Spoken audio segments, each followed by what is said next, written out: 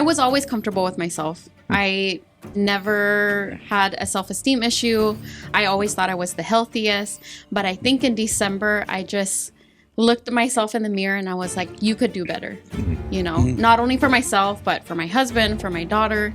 I could do better for myself. Leading up to January 5th, when I started 75 Hard, I was telling myself every reason why I can't do 75 Hard. Literally telling myself, talking myself out of it. I work full time. I have my own small business. I have my family that I need to take care of. I didn't have time in my day. Mine is you didn't ask, but mine is, I was gonna ask you. Mine is make sure you have a supporting partner. Yeah, that's right. And if your partner supports, don't abort. Joseph! Strong. Strong. Strong. Strong. Strong.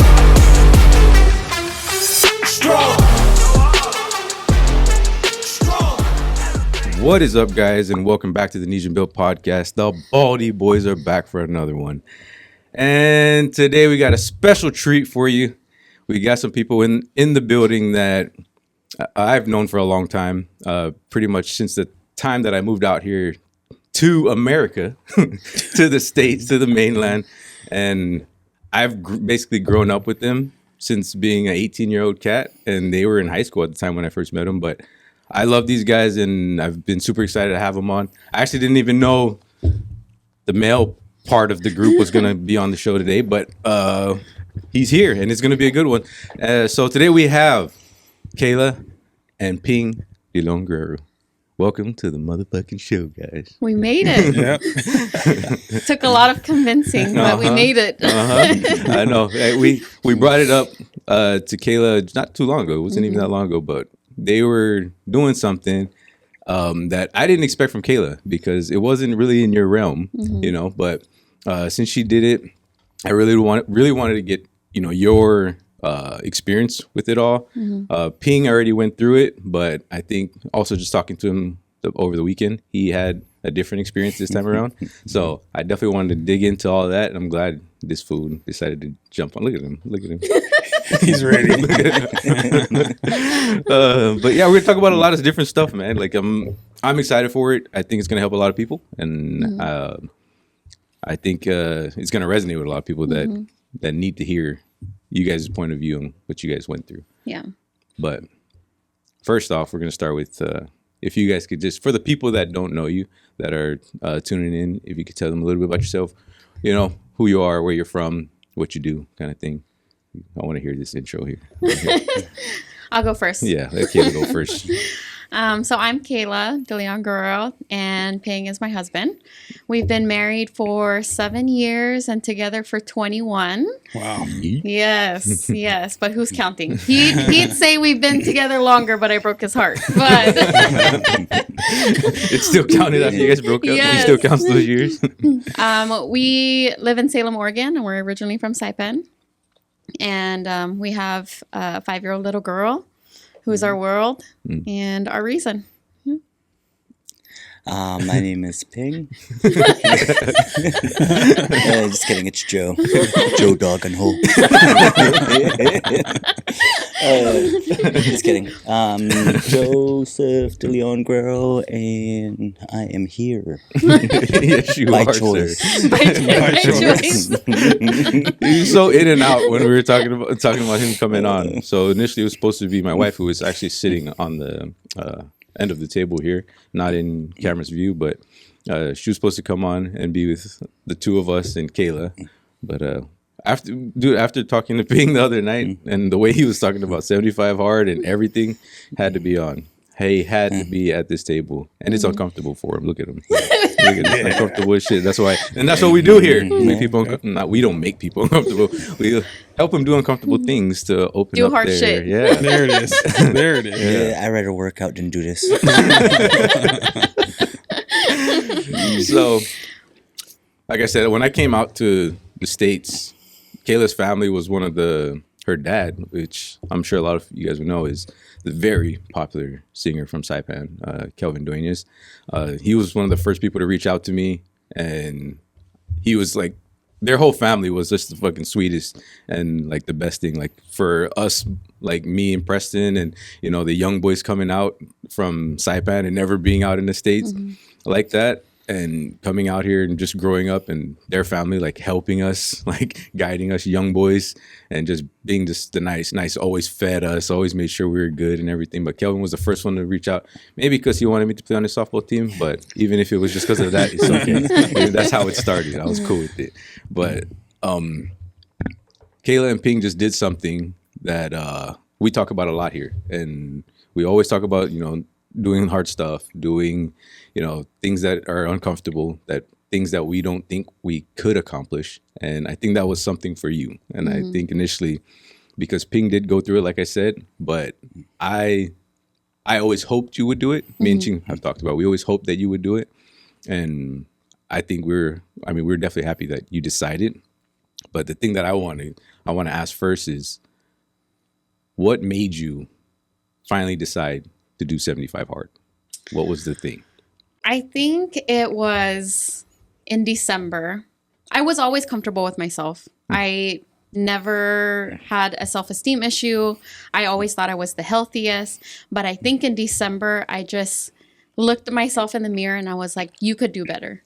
You know, not only for myself, but for my husband, for my daughter.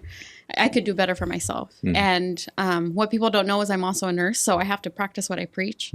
And I couldn't tell somebody to go and do something that I'm not doing. Yeah. So I think that's what made me think that I could do 75 hard. Not think I could do 75 hard, but do it, like actually do it. Yeah. Because leading up to January 5th, when I started 75 hard, I was telling myself every reason why I can't do 75 hard. Literally telling myself, talking myself out of it. I work full time. I have my own small business. I have my family that I need to take care of. I didn't have time in my day. And so I texted Ching the night before I wanted to do 75 hard. And I decided that I was going to do a modified version. But when Ching was the first person that I told I was going to do 75 hard. I didn't even tell Ping yet that I was going to do 75 hard. I was going to do, we agreed on doing a modified version. But I texted Ching and I said, I'm going to do 75 hard. I'm going to go all in. I'm going to do it. I'm going to do our shit. And I stuck to it. Yes. So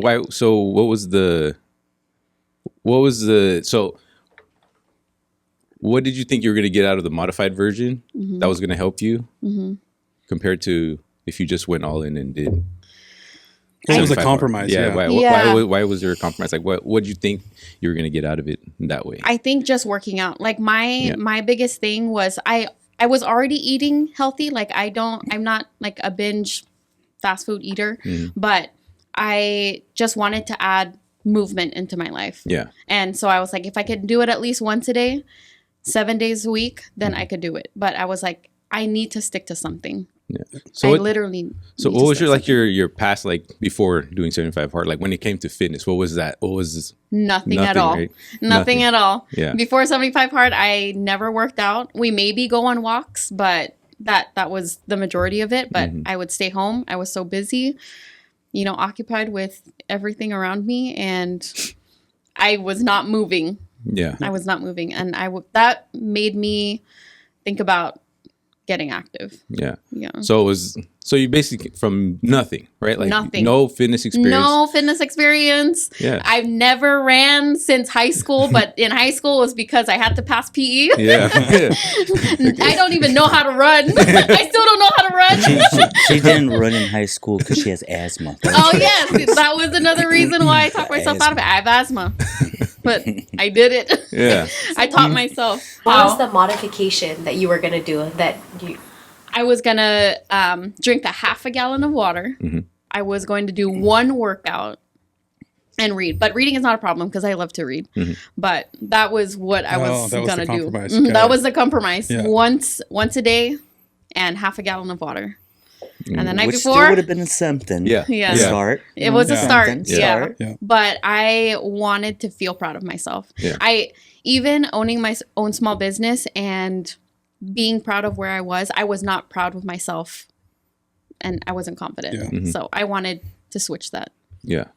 That Mm-hmm. yeah. I mean, that's the whole thing with like 75 hard, I think. And like Ping just said too.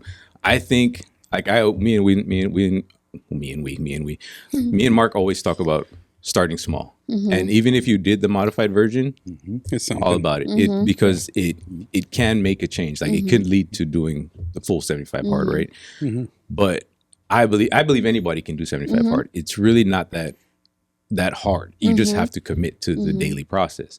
So it's even if you made that change and decided I'm just going to do the modified version, that's still adding something to your plate that you normally don't have, right? Like just the physical movement, maybe the reading and drinking and being like more cognizant of how much you're drinking, like being more intentional with drinking water and Yeah. stuff, because a lot of people just don't even fucking drink water. This I guy think it was probably- the anticipation that guys. scared me about Yeah. starting 75 That's a hard. lot of what it Yeah, is. it was the anticipation. But just think about it. Like when you've gone into your events, like with your small business, when you got into your events and these big, like the big events, and you're putting out your business out there online, all that stuff, it's almost the same thing. The same anticipation. Like you don't know how it's going to go. You don't know how you're going to do it, but you just know if you throw yourself out there and you just say and commit, you're going to figure it out, and that's what I think 75 hard taught me initially the first time, especially. It's like, I know this is hard. I know this is going to be hard. I didn't believe I could do it. When I kept hearing it on the podcast, I didn't believe I could do this shit. It's like, this is too much. Like me and Chin kept talking about like, how the hell are we going to get 2 workouts in one day? And like, how are we going to do this?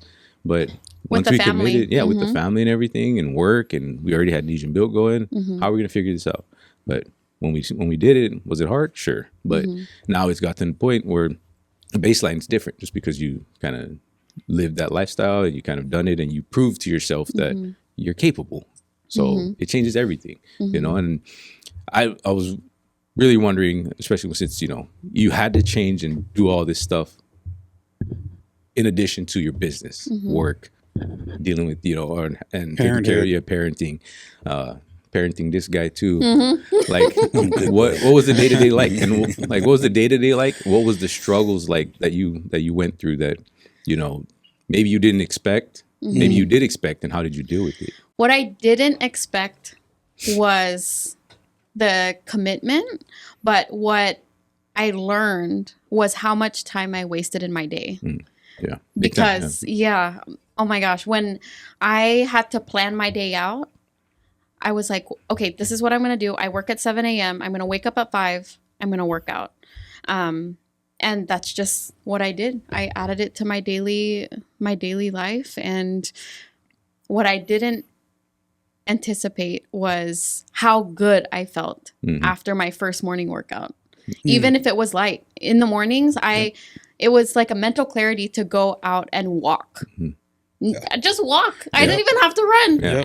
I know how to run, but And you're outside. Like, and I'm outside. Yes. Yeah. So. And you feel like accomplished, right? Like, so you feel good because you moved. Like, I think it's important. Like, you wake up, and one of the first things you do is you go move. Maybe you might sweat a little bit, but you move the body, and then you're just by yourself. Like, I think being by yourself and just getting to think, even if you're just listening to a podcast, you got the mind, working too. A lot of people don't feel that because they wake up and they're struggling to get out of bed, and they're struggling to get in the car, struggling to get to work. They get to work and they're pissed off, and they drinking their coffee, thinking the coffee is going to make them feel better instead of moving. Yeah. Right? And I've always believed, like, you wake up first thing. If more people just worked out or did a walk, like do a 30-minute walk before you go to work in the morning outside or something, and then you go to work, day turns into it's a lot different than if you just rolled out of bed and just fucking threw some clothes on and went to work. Yeah. But I mean, I like what you said there too. How did you say it? Basically, it sounds like you just prioritized the things that you need to get done, so that and they made you aware of how much time you're actually wasting. Just like sitting on my phone, even just waking up and just scrolling through my phone. Yeah. It wasn't That's like time. that. It That's wasn't time. like that. I think it was the first book that I read, Atomic Habits. It just gave me perspective on my priorities. yeah. And I just woke up, 1 alarm, maybe 2, 3 if it was hard, but I still got up. I didn't look at my phone. I didn't scroll through Instagram. I just got up, put on my clothes, And that was like my little trigger that it was time to. Yeah. 1%. 1%. Yes. That's right. Yeah, That's she right. said it. She said a trigger. That was from Atomic Habits. She talked about that, Yes. and that it's real, right? It's real. Like you just got to do. You just have to have one thing that, like putting on the damn clothes, man, or having the clothes set out, and that just says you're gonna do it. It's automatic. Like, And that was the one thing that Pink taught me before I started 75 Hard. You guys just got to do the 1%. Just 1%. get out of bed and put your clothes on. If Yeah. that's the 1%, then all right, get back in bed. And where you learn the 1%. I did 75 Hard once. And I read Atomic 75 Habits. Hard like veteran. one Oh, you did minute. read Atomic Habits. I Yeah. read Atomic Habits. It's like just 1%. You don't even have to go to the gym. Just go down there, put your shoes on. That's 1%. And you keep doing it a little bit. You're like, maybe I'll walk out my door. I don't know. Slowly start. Yep. Just gonna get a 1%. Yeah. Eventually, 1% turns to 2%. Keep stacking the 1%. Just keep stacking the 1%. How was it for you, Ping, doing it? Because you did it one time by yourself. Did it one time by myself. It was hard. So I was not gonna do 75 hard. I was gonna do 75 soft. It's not a real thing, but yeah. I wanted drinking in there. So it's gonna do soft. It's football season. Big Seahawks fan.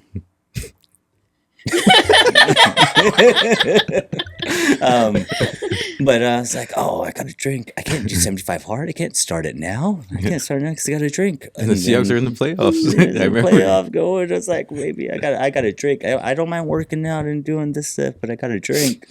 So I gotta support. And then my wife, Kayla's like, I'm gonna do 75 hard. And The I was like, morning hard? of, Yeah, yeah. morning of.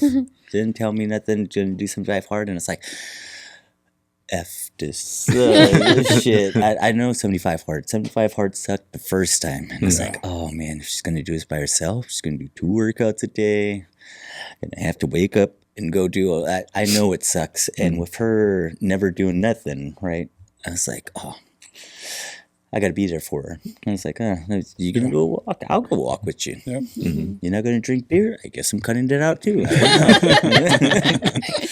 don't know. But then Since when did she ever have to drink for you to drink? I was just saying. I just like. I'm a big committer.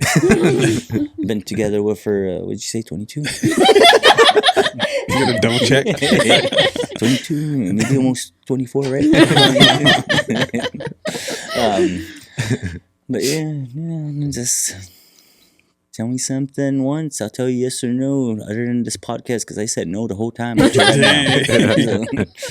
So how is it different doing it with Kayla this time instead of doing it by it's yourself? so much easier when you have a partner. That's one thing. If you can get your wife, your spouse, your partner, if you can get them to do it and with you, you both struggle, it's all right. You know, it's if somebody feels pain, you feel pain too. Yeah.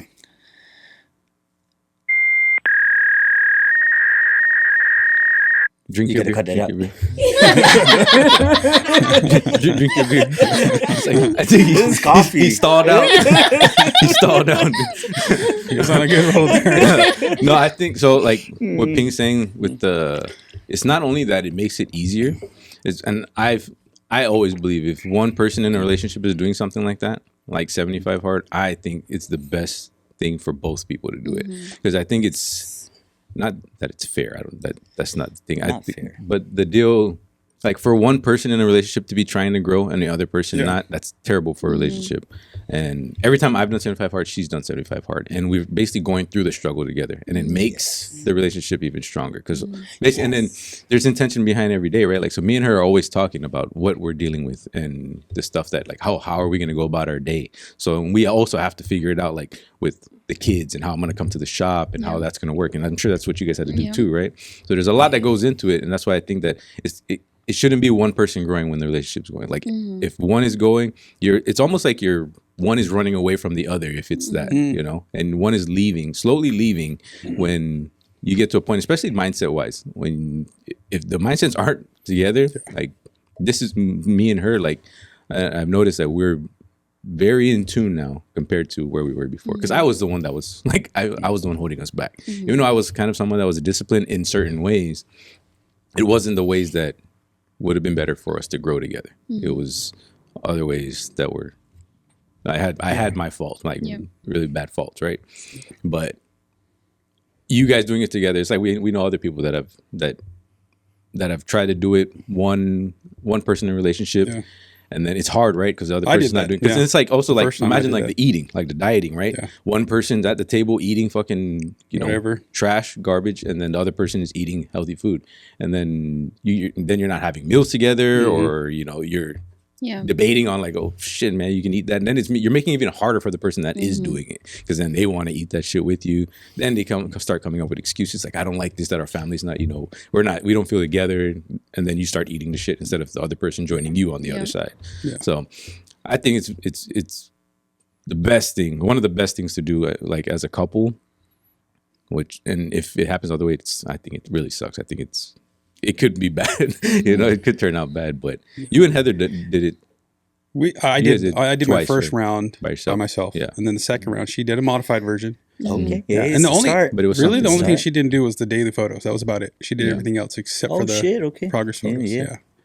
But and then this third round, this time around, we're doing it together 100% through the app and everything. And it is nice. It definitely is a lot easier. And it is a different experience doing it with her 100%. Because like you said, we're walking together, we're talking, we're planning, we're prioritizing what needs to be done, and sharing the load essentially is what it is. So because it forces you to communicate with each other. It forces you to be like more in tune with each other, because you're both figuring out like, okay, how are we going to do this? How are we going to do that? Yeah. And it's almost like when somebody is not doing it, it's like, I can just imagine like you can be resentful towards the other one. Either way, both people can be really resentful towards each other. Like, oh, you have to go do 2 workouts again. You have to do that. You have to eat this way again. Yeah. And then, so it almost forces you to like, kind of like, you know. Luckily with Heather, I think it was more of the first round when she saw me go through it.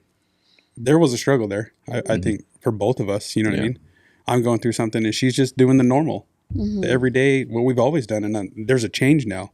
So that's weird. That introduces something different. That's a different dynamic in the relationship now. And then when she did when I did the second round, she was mostly in. It kind of was like, oh, that's not too bad, And now this third round with me and her going in it, it's like synced up now. Kind of like what you said. You guys are just synced. Yep. So we know what needs to be done. She drags me out of bed in the mornings. I don't want to get up. And this morning I had to drag her out of the bed because she didn't want to get up because we had a big day yesterday.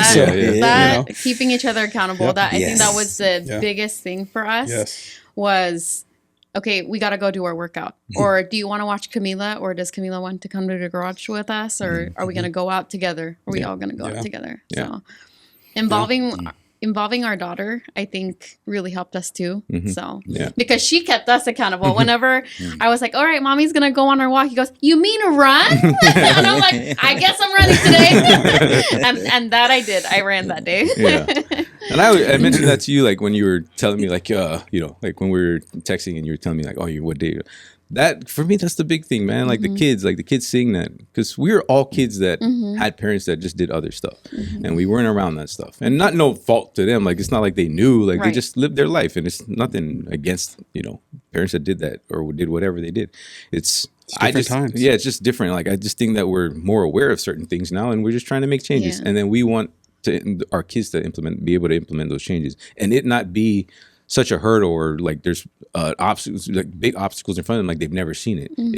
It's like making all of it more normal to them. Like this is what it should look like, not what it should, or this is what it can look like for me if I, follow what my parents did. Because that's what most kids do. They just follow what their parents do. We can yell at them all we want, but they're not going to listen to that. That's literally what Camila does. Is Ping's a lot more patient than I am with Camila and me working out, because I lose count. It's, mommy, look at this. Mommy, look at this. I'm like, Camila, I'm on number 10. Hold on. I got 5 more. And then Ping is like, Camila, let's go. We're going to go to the garage. And she copies us. Yeah. It's crazy. She'll want to lift the barbell too. Like she wants to do it with us. Yeah. She's like, mommy, where's the bands? And I'm like, okay. Like then she starts doing her band workout. She gets so excited. And she wants to do her gymnastics. And what does it mean for you guys to be, at least going through this together, and then, cause like we always say, 75 hard is more of a mental thing than it is physical. Like you do have to do physical things, but it is to build your mental toughness. But what do you think, or how does it make you feel about going through that and then dealing with everything that you did and overcoming it, and then being able to have Camila see all of that, and you doing that as a parent? Like, how do you feel like that like positively or even negatively contributes to your family? Like, how does that whole experience make you feel about the just having to be there to witness all that? Yeah, for her to see that, and how do you think it's going to affect her? That's the thing, is we want her to be active. We always try to put her in sports, and we've tried gymnastics, we did ballet, and it's fun for her. But I think her seeing us work out, she gets excited for us, and I don't know. I love that she gets excited when we work out because she wants to work out too. So she's and that's the biggest thing that you told me. It's like, Camila's watching you, and she is. And whenever I'm doing sit-ups, she's like, Mommy, can I count for you? Or I have a little tally thing so I don't lose count. And she's like, am I gonna put a little line for you? And then she's like, put a line for me. So she's like doing it with us. She's mirroring us, because I didn't have that growing up. Like as active as my dad is, we didn't work out as a family, and so I think doing that with Camila is super fun. Yeah. You feel the same way, Pete? Yeah. Well, talk about how Camila always wants to come. Me and Camila, when I'm up there not doing anything, right? I mean, like, pretty much, hey, got done cleaning, and then you're gonna sit down for a little bit, right? So you always need a break. Never mind, I always need a break. But so you go up there and sit down, and you're like, oh, okay, I'm gonna watch this one show a little bit. It's like, Daddy, you gonna work out? I'm like, after the show, I'm gonna work out.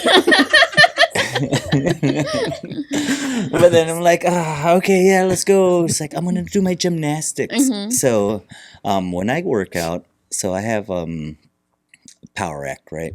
I have a power rack, weights, everything set up. Depending on what she wants to do that day, if she wants to do her gymnastics, she uses my bench press bar as her bar to swing. And I'm like, okay, I'll set you up there. It's like, I'm gonna take my bench, move it to the side, and I use free weights. I'll do a free weight workout while you're playing. And then my power rack has a dip machine. So she calls it parkour. so we set one of the dip thing low, one high, and then the barbell high. And she's like, oh, you jump from one side to the other side and do all of this. And just a bunch of parkour. Like, hey, go ahead and do that. Just make sure you're safe. Babysitting 101. But what we didn't know, or what I didn't know, is how strong Camila is. She's strong. But she was like, Mom, I know. She can hold herself up on the barbell, just holding herself, and I'm like, I was like, does your daddy know you know how to do this? Daddy knows, because daddy make her do it. Like, if she sucks, I tell her she sucks. Joseph, cut that out. She sucks, I tell her, like, because he does that to me too. 2 years old, you cannot hold yourself. Tough love. No, he is the only one though. Like, he's the only one. Like, from my days playing softball with him when we were younger to now, like, he's the only one that comes up to me, like, in the past years when I was really playing. Still, he's like, you're not the AJ you used to be. It's like, the AJ back then, you throw that guy out from that field. Like, shut the hell up. But that's the stuff, like, you imagine if you guys weren't doing, right? Like I said, like, she's watching. They're gonna do what you guys are doing. So, like, if you guys never, like, let's say, started working out more or became a little more active, and she didn't have the opportunity to be around you guys when you're doing it, you wouldn't be able to notice those things. Like, that she's stronger. She wouldn't be able to call you out on these things. She wouldn't have the opportunity to even think about the stuff that you guys are doing, because she's not seeing it. It could flip the other way, right? Because she's watching you do the other things. She's watching you drinking, peeing all the time. She's watching you do, like, how she's also watching how you treat her, how you treat her mom, how you treat him, like what she's going to expect out of her life, what she should expect in her life as she ages, right? And that's why it's important. Like I always say, they're watching. They're watching. They're watching. They're watching. And I mean, that's what it's all about. That's what it's all about right there. Because you're the one guiding them. You're the one guiding them. I've always told Ching, like, I have I have people that I do, like, in my heart, like, deep down, I have people that I aim towards reaching. And all I feel about it is that I just need to get better. If they haven't, like, decided to, you know, maybe change habits or maybe try something new, I just feel like I need to get better at reaching them. Like, I'm just trying to stack up, like, my wins and learn how I can better, you know, influence people in a certain way. And Ping has always been one of my people that in my head, I worry about him because of his habits and because he has you and Camila. And I've told her this many times, like, and she feels the same way. But I always worry about him because I know based on, and he knows it too, which is crazy. I'm a good boy. But based off, you know, his habits, like it's not good for, you know, obviously for the future. And because I know what it feels like, you know, coming out the other end of that, because I was just like, it's like I wasn't any fucking different than him. I drink just as much as he did. I did all the things. And knowing what I know now and feeling the way I feel now, especially with my health, and going from I already had the high blood pressure, all those things, all the pains and the shit that was coming when I was 30, to being able to flip that. That's what I want for him, you know, and because I want him to be there longer for you guys. I want him to be there better for you guys. And slowly we're getting there because he did 75 hard. So yes, sir. Two times now. Two times. Yeah, two Actually, times, so- 3 the first time didn't work out because 3 times. Camila went to the hospital. But Yeah. And What I day was were already you? a month and something in. Yeah. And I kept telling him, he was just, that day, he was missing his outdoor workout. And I No. said, because you brought your book to the hospital. Yeah. And all he had to do was just go do his outdoor workout. I was like, just go. And he just didn't want to leave our side, which is great. But he started over and he did it. Yeah, it's not even, it's not that important. Like, I got to go do an outdoor workout. My daughter's sitting in the fucking hospital. No. Yeah. But it's good. Yeah. So what was the day-to-day like? What was the, like, your routines like? Because I remember he was just telling me the other night, this dude, the first time he did it, when initially, like, would you say like the first month, he was doing both his workouts after work, didn't even do one before. So he's doing working out 7 o'clock first one, and then like 11 p.m. for the other one. And then he would still play game after that. Like he wasn't going to sleep after that to wake up early the next morning. He would play game or something. Priorities. Priorities. So what was the daily like? What was your routine that you figured out was working best for you? So my daily routine was different because we had different schedules, and then of course Camila. But I would wake up at 5 a.m., go do my first workout outside, because I knew that was going to be the hardest one for me, was doing my outdoor workout. So in my mindset, get the hard one done first. It's and called then prioritization. Yes. And so I did my outdoor workout, whether that was walking outside or, attempting to go run, but it's hard to run when you're still waking up. So I did that, got ready. On days that he would work, I would make our lunch and go to work, read on my lunchtime, come home, get dinner ready if he didn't cook dinner, do Camila's homework, and then I would get my workout done. And I mean, I did the same, just different. Did the same, but different. You sound like a bad dad. What did he do? He just sat at home. He made dinner. He worked out when he needed to. No, what I will say is, if I said I was gonna go downstairs and do my workout, he would do Camila's homework with her. Or get dinner done. And that's it. I'm just saying, I probably did more cooking than she did. Yes. She just said what I probably did more cooking than she did. Oh, okay. I made her lunch every single day, so then that way we didn't have to. I make Oh, bomb sandwiches. So what was the diet so this is for people that don't know, like, what was the diet that you guys followed? Like fasting. Yeah. Intermittent fasting, right? We did intermittent fasting, but I started doing a calorie deficit. We aimed for like 1,500 to 2,000, no more than 2,000. And then he just followed. I didn't He can plan for any of that. Yeah. I just did whatever she's eating. Just, It's like, just along for the ride. Yeah. But so the main thing you guys were doing was intermittent fasting, but then you guys are adding on top of that. Yes, yeah. And that's I think that's smart even for fasting, because like I said in the last episode, you can overdo it in your eating window. Gosh, yeah. And then all that fasting you did earlier is It's for nothing, yeah. Yep. So that's smart. Well, not for nothing, you know what I'm saying? No, you should let Pink talk about his diet. Uh-oh. Yeah, about my diet. Because plan? and let's hear this. First off, how much weight did you lose this round? Like First, 37? 37 pounds. Jeez. In 75 days, right? You lost 37 pounds, and this I was made it mostly easy. through intermittent fasting, right? But what? Yeah. How much? You did intermittent fasting the first time too. Yeah. How much weight did you lose that one? I probably lost like 40 something. Shoot. The he difference had- between the two, though, Yeah. is this time I got hurt. I got hurt month and a half in. So I got hurt Super Bowl day. I sat down at 2 o'clock to watch the game, couldn't get back up. Let's say. He got hurt blew out sitting down. his knee. What the He blew out his knee when he sat down. for the game. I did all my workouts before that. So Hey, wake up knock at it out. 5. So wake up at 5, do my outside workout. Then we waited till like 10 or whatever. And then We waited 4 hours in between. 4 hours. Then we did an inside workout. And then I started barbecuing. Just barbecuing, cleaning a little bit, dancing a little bit, whatever, Ring only knows. Doing all that. Then I was like, the game's about to start. Let me go sit. Sat down. I couldn't get back up. I was looking for my life alert. You didn't notice that you hurt yourself before you sat down? No, I just standing. was It's sore, like, but- just kind of work hard. You just work. I didn't know that I was going to come back up. And I didn't drink beer. Just old water. And I was like, this is why I drink beer. I never get hurt when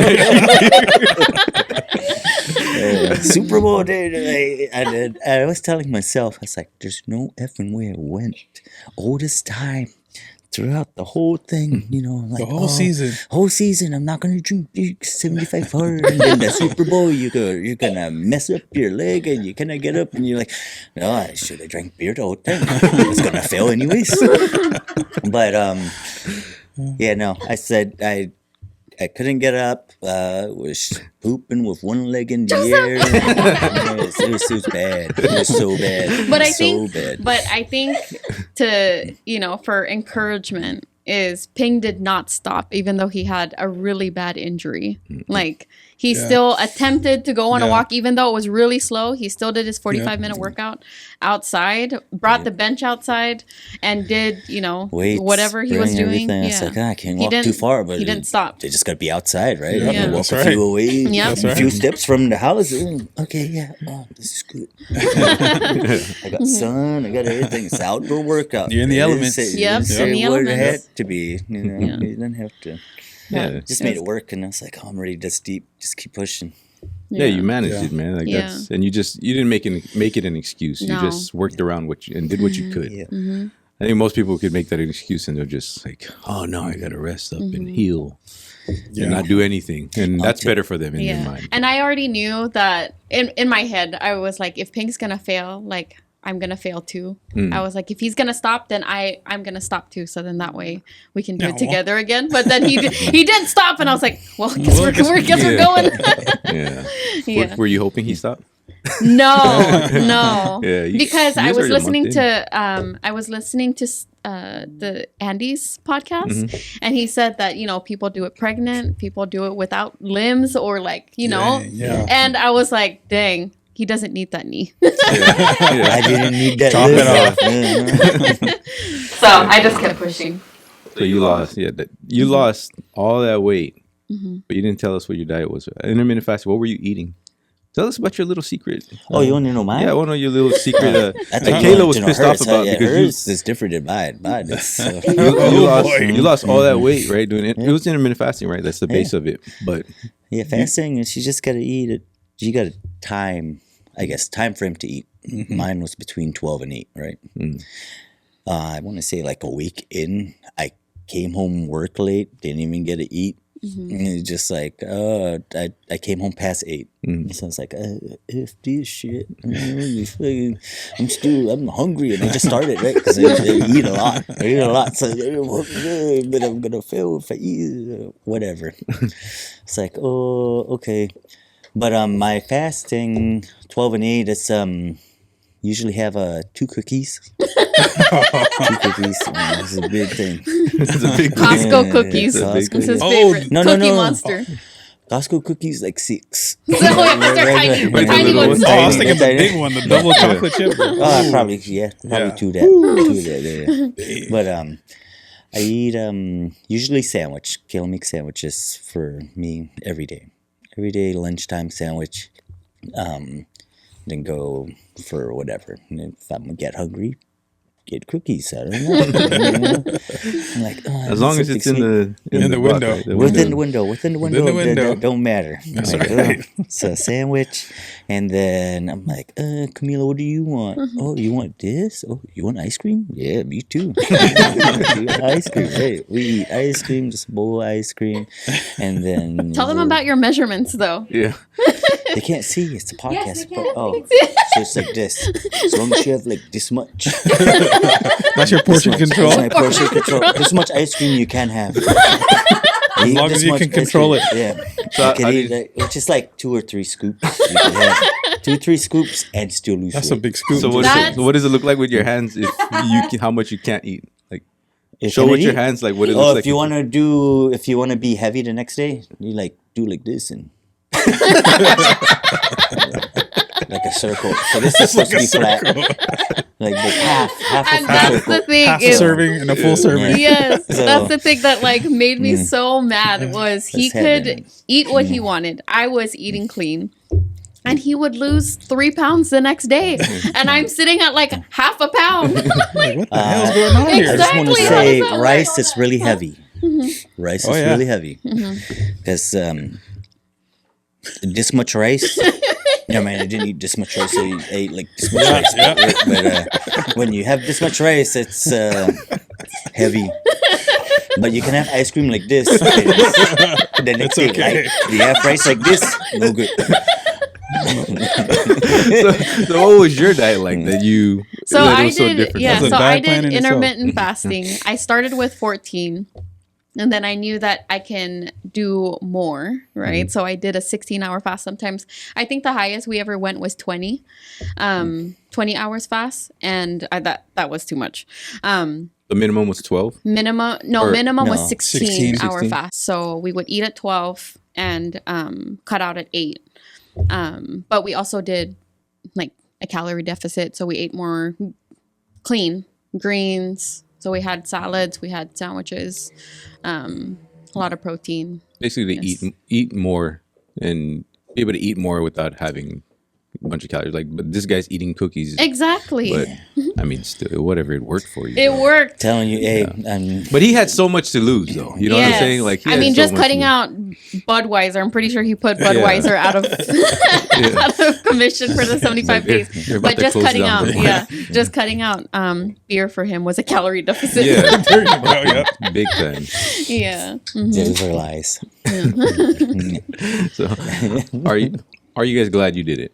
Yeah. Yeah, I'm glad I finished it. Yeah. I think my favorite part was doing it together. Yeah. That was my favorite Yeah. part. Mhm. That's because I did it once by myself, but you don't know what it's like to do by yourself. No, I don't, and I don't want to know. Maybe you might like it. While Yeah. he's over here eating this. Yeah. You do it yourself next time. And that's an experience you guys get to, take forever. Like, And a lot of being the able to do times that. too that we went on our walks together, we did it talking to each other, and I'm telling You you, know? don't. 75 hard is hard if you make it hard. You don't have to do 75 hard. Dude. and that's what we just listened to the last podcast. We were Yes. I was like, and I dude, think you that's can what he make it- did the last time was he made it hard. I made it hard. Yeah, I listened to your last podcast, and you're like, oh, I gotta run and make it do all of this. Yeah. This time around, I was like, my wife never did anything. It's like, oh, I can make this easy. 75 hard, easy. Still lost weight. It's just saying, you could still do all of this stuff. You can make it easy. What was I? And I was drinking beer for 400 days straight, something crazy. And then I was like, oh, okay, let me go on a walk. I haven't ran in 400 days. Since the last 75 hard. Since the last Yeah. 75 hard. And then started just like, all you got to do is start. You walk, you lose weight. Well, you don't feel it, but you do lose weight. And, most of our thing, our 75 hard, we've walked most. I'd say we walk most of it. We've jogged a lot of it, but for the most part, from the beginning, for almost a month, we were just fast walking. It was fast walk, and if we feel all right, then we jog a little bit. You don't have to make it hard.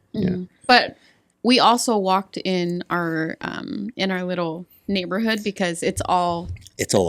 That's So pretty much it burned every single day. Even yeah. when it was easy for us, it still hurt. So it's like that a was mile really and nice. a half up, straight uphill. And I'm telling you, this incline is like whatever degree this is. It's about 45. This degree. Whatever this degree this is. So, and in the beginning of 75 Hard, my first day out, I texted Ching and I was like, okay, I'm out doing my workout. I literally just went up the hill, down the hill, up the hill, down the hill. And I think my first pace was like 21 minutes a mile.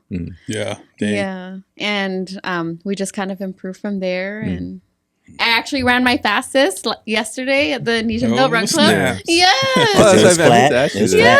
flat. I'll see that afterwards. Yes. But after Yeah. this, but that Momentum. It was building momentum for Yeah. us. Yeah. But yeah. exactly, and it's like you're saying, 75 Hard. This is at least what I've learned through all these years of even just training for marathons and stuff like that.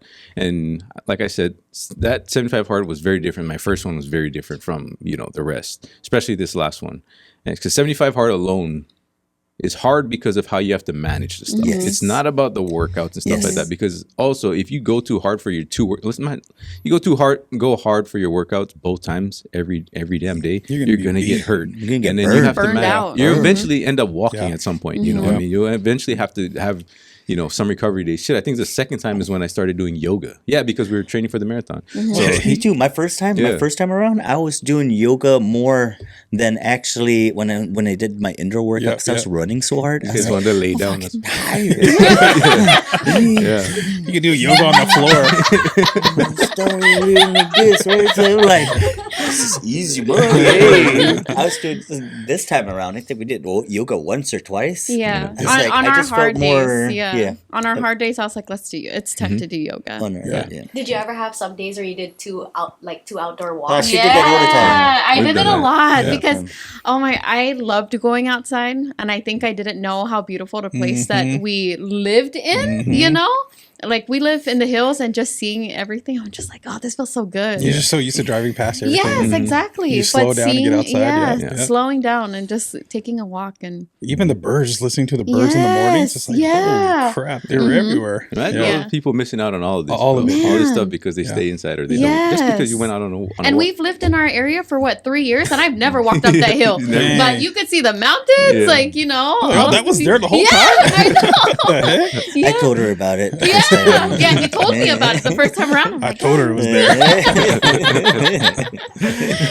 That's why I like to say that's why I enjoy running so much. That's a big part of why I enjoy running so much because when we go travel somewhere, I get to run in all these different places and explore that way. Like Japan was one of the coolest. She didn't get to run with me, but like being able to explor Japan, just running 5 miles, like I got to see so much shit that I wouldn't otherwise, been able to see. And then Philippines too. We got to run in Philippines, not anywhere like crazy where we got to explore, but we got to run in the Philippines. it's an experience. Yeah, it's a whole experience getting to see so many things that you didn't expect or you wouldn't have seen otherwise. Even waking up early in the mornings to do it too, before the sun rises. Oh yeah. Oh, Then yeah. you're in the middle and the sun is coming up. It's like, man, great way so to many wake up. people miss out on the beauty of that. Because you're, waking up at noon or whatever. Yeah, I did one workout, or I did two workouts before like 9 a.m. or something because it was the day that Red was getting married. And I was telling him I recorded this one video that was like, just looks so magical. 'Cause the sky was like orange and the clouds coming out. It's like, Yeah, it's so beautiful watching the sunrise or watching Yeah. it set, and That's cool. oh my gosh, it's so pretty. Yeah. It's real, and people miss out on a lot of that stuff, and because it's just you're stuck in a daily life of normal routines that don't get you out into these opportunities for these experiences. But like we were saying, like the managing part, right? The prioritizing everything, like we've had to like and being able to know what you have to do to get to the next day, like, and just be able to just get the fucking bare minimum, right? Because like Andy Frisell, you listen to Andy Frisell, he talks about the power list all the time, Yeah. and the power list is 3 to 5 critical tasks every day. Get those tasks done, and don't worry about the rest. The rest come. If you can do more, you can do more. But you have to realize that day by day, there's these little things that you have to do to be able to progress forward. Yep. And that's all. When you're in 75 hard, that's all you're thinking about. You're just thinking about getting your tasks done. And it feels so good Yeah. to check those off. Exactly, Like, right? Yeah. Exactly. Because then when you're able to just do that, there's a confidence built, right, when you're doing it. And despite everything that's going on in your world, you know, nothing's going to stop you. You're trying to make sure nothing stops you from doing these main things. And when you're not doing 75 hard, you have a business. You know this is real. Like, you have certain things you have to get done. And you have to make sure that everything outside does not stop you, right? And especially you have customers that rely on you and all that stuff, right? But like, I had a lot of like, this round, it was a lot of, because Andre started volleyball. So we had trips. We had to go down to Portland. I had to take him down there and figure it out. So I was walking a street down there. It might have just been walks. Like, I didn't, and I actually got to run down there too, but because we were at Jewel and Rose's place. Yeah. But like, nights when I had to take him to volleyball practice. So I had to leave the shop early. These guys are here at the shop. So I leave the shop to go pick him up from practice. I couldn't get my second workout in for the day. I already did my first one earlier. But what I end up doing is either I work out at work during my lunchtime, or I'm walking in the airport. Like, I just walk 45 minutes inside. Like, those are just things that you're just getting the task done. You know, it might not be everything that you want it to be. It might not be like, oh, I wanted to get this lift in, I wanted to do this thing, but you got something done. You know, you filled that spot that you needed to fill. Yeah. And it's not like, and you learn how to manage, because you have to manage your body through it. You have to manage your body, you have to manage your mind, you have to manage your rest. Like, all of it matters to just getting to that, you know, day 75, because you can burn yourself out. You can go hard as fuck. You'll last 30 days and then you'll be walking for the next 30 days, you know? So it's better to chop that up, better to, you know, have those weeks where you kind of build that routine. And when stuff messes up that routine, at least you realize too, right? Like, all the stuff that might have happened during these 75 days, you were still able to get your shit done. It didn't, every day wasn't the same. Yep. Things happened. You guys had to adjust, right? You might have had a time scheduled for, I'm gonna do my workout at this time. Something happened. You can't do it that time. So what are you gonna do now? You know. So like, you have any experiences like that you remember that like really? Did you have to pivot? Yeah, you had to pivot. You had So he helped me with an event. I had an event during this whole time, and you guys know, like, the prep time for an event is a lot. Not just like the setting up and, you know, taking down and all of that. We had to be there at 7. So I was like, I know it's the weekend, but we still have to get our tasks done. So what we did, and we were going to be there all day. It was like a 12-hour event. Yeah. And so we still woke up at 5 o'clock, even though it was the weekend. You know, we could have just like squashed it all. Yeah. But we did our 5 a.m. workout. We brought our, it was at a brewery. Yeah, that's what I was saying. It was at a brewery. It was at a brewery. We get free beer. We get free beer. Yes. He's like, the guy was going around and he was like, you guys want a free beer? Like, I got you guys, you know? And I was like, and I looked at Ping and he was like, no. And I'm like, okay. But, you know, we brought our book. We waited until 12 to eat. Like, and then we got home and it was like 9 o'clock at night. And we had just picked up Camila for my parents. And so she wanted our attention. Like, you know, we needed to rest. We were so tired. It was hard. And then so that was the day I was like, let's do yoga. It's like yoga kind of day. That's right. Yeah. And I think we finished all of our tasks by like 11:45. Oh my gosh. Because, you know, we have to take care of our daughter. Like, but it's still, it was hard. You there's still real did it. things that happen. Yeah. There's real things that happen that make you adjust. Yeah. See, that's one of those stories. Like, you don't really have, you can make it happen if you really stick to it and you really want it to happen. There's 24 hours in this day. Yeah. I mean, we could have just easily said, screw it. Yeah. But we did it. Yeah, that's beautiful. It's beautiful. Good job, guys. You guys look great. I want to say that. You guys look great. Like, that's... We feel great. Watch out, son. I think my camera just went from 4 to 8. But I think it's perfect time to segue. But because you're talking about the event. But before we go into that, what if you knew somebody? If there's somebody that didn't believe they could do 75 hard, something maybe holding them back, what would you say to them? Just after do you it. doing Just start. I would say, why make easy hard? It's hard. Make it easy. 75 hard. Just make it 75 easy. You just gotta start. Yeah, I think it's the mindset. I think it was the anticipation. Yeah, You just need to start. Yeah, it was the anticipation of starting it that was hard. But don't just be do crazy. it. Yeah, just do it. So you have a business, and we're gonna get into that before we get into that, actually, though. But how do you think that doing 75 hard is going to transition into your business? Like, how do you think it's going to help? I think it helped me prioritize. Like Time management. Yeah, and time management. I just didn't know before starting this how much time I wasted. Like Ping asked me the other day, like, what did you learn about 75 hard? And it was time management. Like how much I optimized my time in my day. And how it made me not only a better wife, a better mom, like a better business owner. And I was just so present. I was so present, even with all of the stuff that we had to do. We were so present. Yeah, that's big time. That's one of the biggest things for me, because I remember like once we did 75 hard, because I used to she hated it. I was in the garage all the time, always just like, wasting so much time. I felt like it was wasting so much time. It's not productive. Like I was trying to do so much, but I wasn't being productive day to day. And even though I felt like that, I felt like I was being productive. I was doing stuff, but I didn't manage it well. But as soon as like doing 75 hard and then learning like how to optimize your time, you actually have more time. Just do the right things and then get to the next day. You don't have to fucking be there all day. Just because you spent 12 hours doesn't mean you'd had 12 hours of productivity, right? But if you spend like 4 hours and you're just doing everything that you're supposed to do, everything that you can that moves you forward, that's what's important. So that you can get to the next day and you can do other shit that's productive to other aspects of your life, right? Like your family and all that stuff. And you don't feel guilty, because like that's the thing for me, is like I feel guilty like I'm not giving energy to certain things, right? Like I'm not giving enough energy to certain things that need the fucking focus or need the energy, right? But when you do it, when you're managing time correctly, or you're optimizing your time, then you're doing everything and you're giving everybody and everything enough, at least to feed all of it, right? And I learned that, especially the first time. Once we did that really flipped my mind when it came to running Nesian. But I think that's when we kind of started really growing, was when the focus was do these things and then get out. It's not be here all day. It's do the things, get out, go be with the family, go, do the other things that you need to do. It's not just fucking just because you're here doing fucking 12 hours of Nesian Built doesn't mean that's all gonna fucking show at some point. It's not, because you're not always doing something productive too. I think the hardest part for me in 75 hard was probably the first 2 to 3 weeks when we were both trying to figure it out together. And once we figured it out, it was a priority for us. It was easy to say, okay, we got to go do our outdoor workout, whether it's by myself or so he can take care of Camila, or we're doing it together.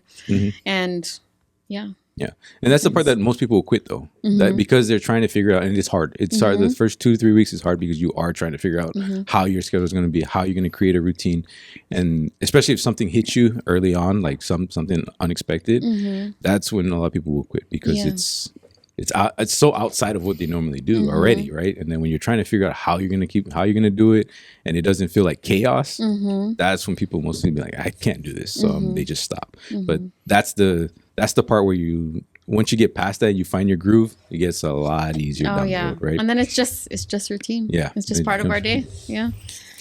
Are you gonna say something? Yeah, I gotta pee. Oh, go ahead. Anyway, we're going to something that we don't need to talk to you about. We're talking to Kayla. He said, "Ching, it's your turn." Thank you for your service. Thank you for your service. But we're segueing. Oh, first I want to ask you, how was your first time with MBRC? Like yesterday, how was your experience? It was so nice. I was so emotional. I think because during 75 hard, I was doing it just me and Ping. Literally nobody else. Yeah. Like it was just us. I was hanging on to him. He was hanging on to me.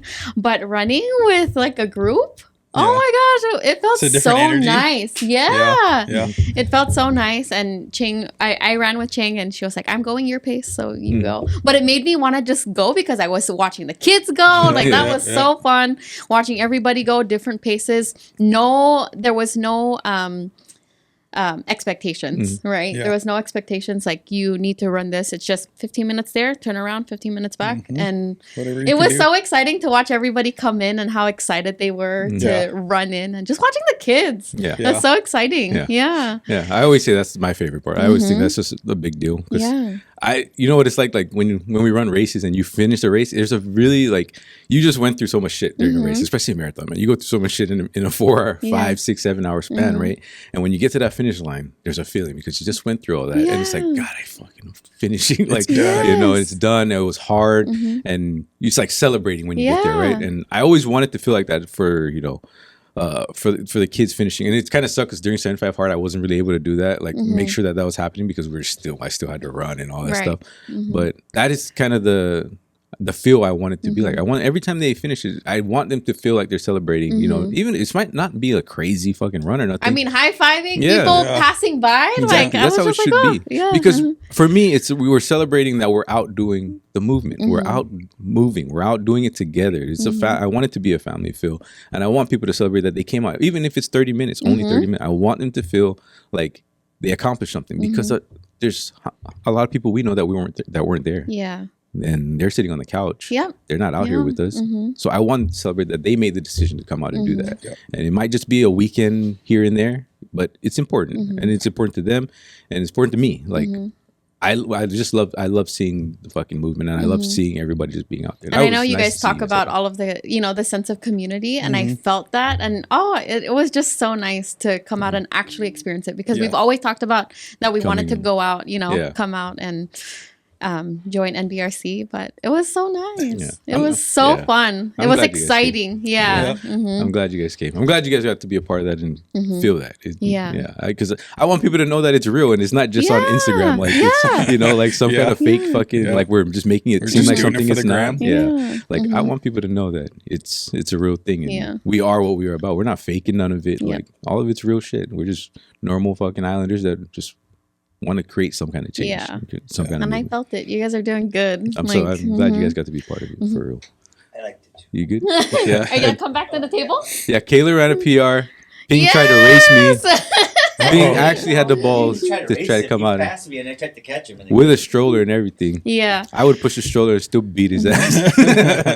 So during 75 Hard, we downloaded Strava and it was nice to see different milestones that we hit. All the time I hit a PR, it tells you and it gets exciting. And so once I ended my workout yesterday, all of my milestones were literally PRs. There was no 1, 2, 3. Like it was so nice. Yeah. So it was fun. I felt the you know, the community with it and I was just so excited to It's big. I love running groups. It makes it, I don't know why, but it makes it easier. It pushes you. It's almost like a mini race. Like that's literally what it is. And it's not like you're like racing. Well, he was trying to race. Because he passed me. But it pushes you to challenge yourself a little bit more because it almost like you look at different people out there and it's like they don't have like there's nothing holding them back. You know, what's their excuse? Like if they can do it, I can do it. Exactly. Like, that's the whole idea. I just want to tell everybody, I started at 21 minutes,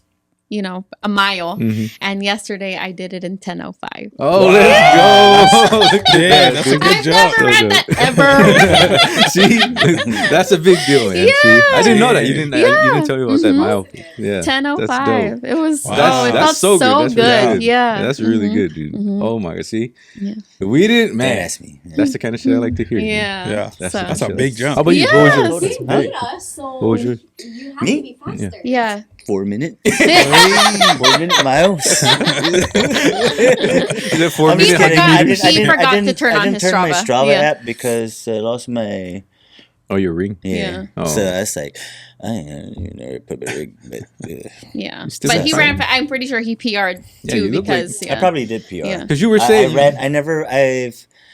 During the whole 75 hard, I've never ran a full mile. I'll take a break somewhere in between there, right? So, this time around, so I almost got 2. The only time when we turned around, I walked for a little bit and then I was like, oh, okay, there's so much people still coming this way. Let me jump down to the side and just run the other way. So, And Yeah, Camila ran the loves whole it. way. Mhm. Yeah. Too. So I know. I saw you it's running a the whole time. PR, maybe not fast. But, No, but that You don't gotta be matters, fast. yeah. You don't gotta be fast. It's so That funny. doesn't dude. mean it's fast if I beat you guys. Boys is faster than girls.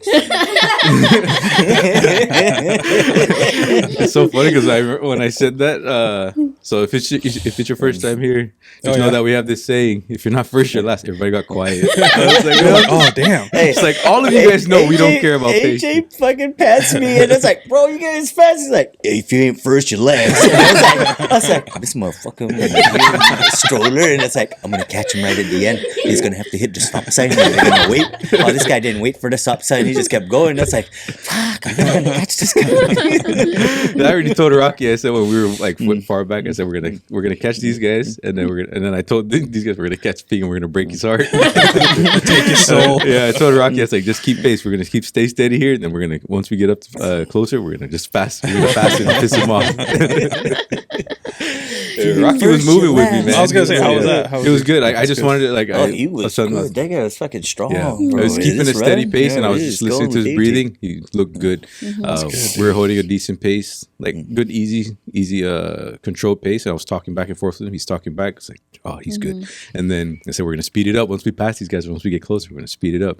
And then we got to holding maybe like an 8:30, 8:40 pace towards the end, and he was good. Dang. And then we really pushed hard at the end. I really wanted to push him hard to see. Like I want him to finish the race like that. That's how I want him to finish. So, but I was already running. While I was running with him, I think we ran probably 1.5 miles at least together. And I told when we passed by, I was like, he's ready. Like he's good for the half marathon. Like even just holding this pace with me, and he's talking comfortably. And I was just like kind of telling him like how he should feel, and just the little things about the race. And he's ready.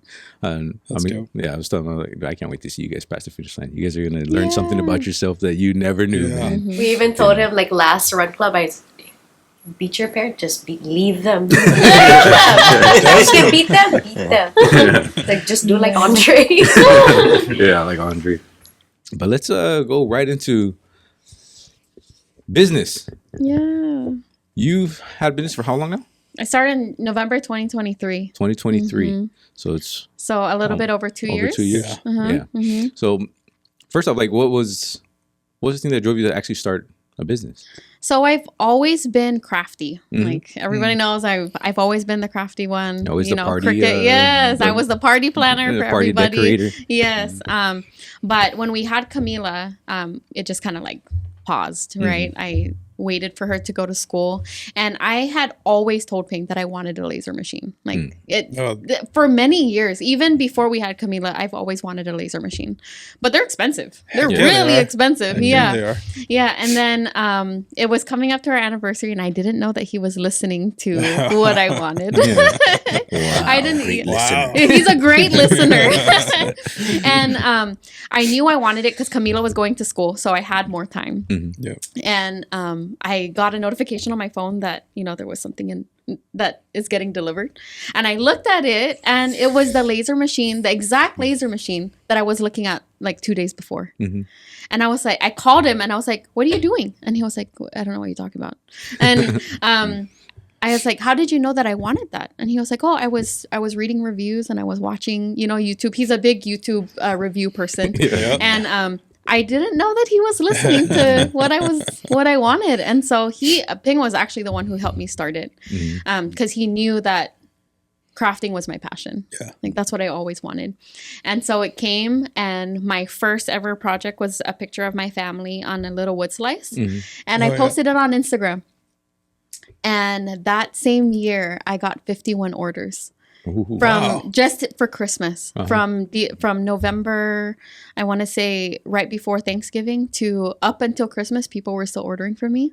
And I was like, I think this is a thing. I think it was a thing. And he was so supportive. He watched Camila during my late nights, and I just loved crafting. Yeah, that's how I knew. And you were doing this all that same year. You're working full time, and this is on the side, right? Yes, this was just a hobby. I didn't know that it was gonna be a thing. And then the next year, he was the one. He was like, I think you need a bigger laser machine. Like, You got too many projects, man. Too many projects. Small. It was so small. It was like, I think the biggest piece I could cut was like a 12 by 12. That your Nesian built sign. That was my first big project. Oh, really? Yeah. The open close. Yeah. That's how I knew. I was like, I could make the sign bigger. Yeah. You know, and so, again, he bought me the bigger laser machine, and he just always believed. Yeah. He always believed in what I could do, and even though he complained a lot when I asked for help, he was There's always a lot of tedious shit. Yeah. So that's kind of how I started. Ping was actually the one who helped me start my business. So it's your fault. It's your fault. And then so after that whole after I upgraded my machine, that's when I knew I needed a business license, because I started watching a lot of like liability stuff, and so I got my laser machine in June, and I got my business license in June of 24. Okay. Wow. June 24. My first big event was Yeah. Marianas Festival, the was gonna first say- annual Marianas Festival. And you were rolling that day. I remember you were busy as hell that day. So how was that? Like getting into your first one, like and like going into it, and then like not even knowing, right? Because you never did one yet. No, And I then never did one. Going Yeah. into it, and then how did it go? I just didn't know how much prep work there was Yeah. to do Yeah. it. I needed a tent. I didn't have a tent. We bought a tent. And this is all what Ping was buying for me, right? Yeah. Because I think he knew that we were going somewhere with this, right? Yeah. So he bought me my tent. We had tables. I needed a table cover. I needed decorations, sandbags, like everything that I knew we needed. He was researching what we needed, and so I love meeting people. Like that's my favorite thing. I think doing something online is so much different than meeting people in person, right? Because exactly. And I love seeing the excitement in their face and things that I made. So that was what filled my cup, was how excited people got about my stuff. And so I made a lot of money, but that wasn't my intention. And you guys both know, like, making money wasn't my intention. I give away free shit all the time because that's just what I love to do. And my first event was, I met a lot of people. It was so nice. Yeah. And you've done multiple events since then too, yes. Right? And so I think that got me so excited that I just started signing up for so many events that Ping, oh my gosh. Like, you know? I'm signing up for 4 this year. That was my goal. My goal for something. Yeah. When I did Marianas Festival, I was like, okay, I want to do more events because I loved meeting people. So in January, I made it my goal of 25 to sign up for 1 event every quarter. I ended up signing up for 12 events. No shit. Because it was just so exciting. It was like, oh my gosh. Yeah, it was a lot. Yeah. But I mean, he was right there. It's a lot of work, but it is fun, especially when you're done with, like, God, that was so cool. Yes, I always get nervous before our events, but after it's done, I'm just like, damn, I want to do that. She gets nervous all the time. Yeah. Oh, I throw the biggest toot every single time. What? What's the worst? What's the worst? Buy something? Exactly. And that's what he always told me. What's the worst that could happen? Yeah. Like, you don't get customers, so what? Like, we pick up and we start the new one. Keep moving. Yeah. So even though he was like the biggest jerk sometimes, like he was very motivating. It was intentional, right? Yeah. It was intentional. But it's real. Like, I mean, we've had events where we've gone and we barely sold shit. Yeah. You know, and it's like, if this is the worst that can happen, then why not? Like, we still met cool people, right? Yes, There's exactly. still instances that are very, like, that's the one thing that are still really cool. Like, even if they didn't buy anything, we still talk to so many cool people. Yeah. Like, that always happens. Because people, like, especially when we first started, right? Like, nobody knew what the hell we were doing. Like, nobody knew what Nesian Built was. Like, now we have a more of a presence, right? And so people understand what we're doing. But during that time, like, even though we didn't really know. We didn't, honestly. Yeah. So I still don't know. It's like we were still learning. We were still explaining, like, what Nesian Built was, and at the time it's like, oh no, it was just a brand that, you know, we just put all the islands together. That was really it. Like, you know, and then they, you know, we just have these conversations. Like, I think we did like Spanaway Island Fest or something like that, and we were all the way in the back. Like, nobody even could barely see us, and but fucking maybe like $1,000 or something we made. Like, we didn't do very much or well. I don't even know if we did that much, but still we were there. And it was like one of those uncomfortable things, but just do it. Yeah, doing something. Keep showing up, right? Yeah. Keep showing up, And it's just sticking to it. And I mean, it's like, can you imagine, like, you've been doing it for, you know, so many years, right? And so many events. And I'm sure there's a lot of failures. There's Oh, yeah. a lot of money failures. wasted, So much. time wasted. How do you keep He's like, going? How do you keep? What makes you keep going? Like even through all the hard times, all the stuff that makes you think like, why do I do it? I'm sure Yeah. you have those times, right? You Yeah. doubt it. Like, is it really worth continuing to do it? What makes you keep going? It's when people come back and they're like, I love your stuff. I love not only that it's, that I put a lot of effort into it, but that I still keep it affordable. But, sometimes there's times when you can't keep stuff affordable because material is so expensive. But, I mean, I'm sure that you guys know too, but you waste a lot of material. Yeah. A lot of money just trying to figure it out. Yeah.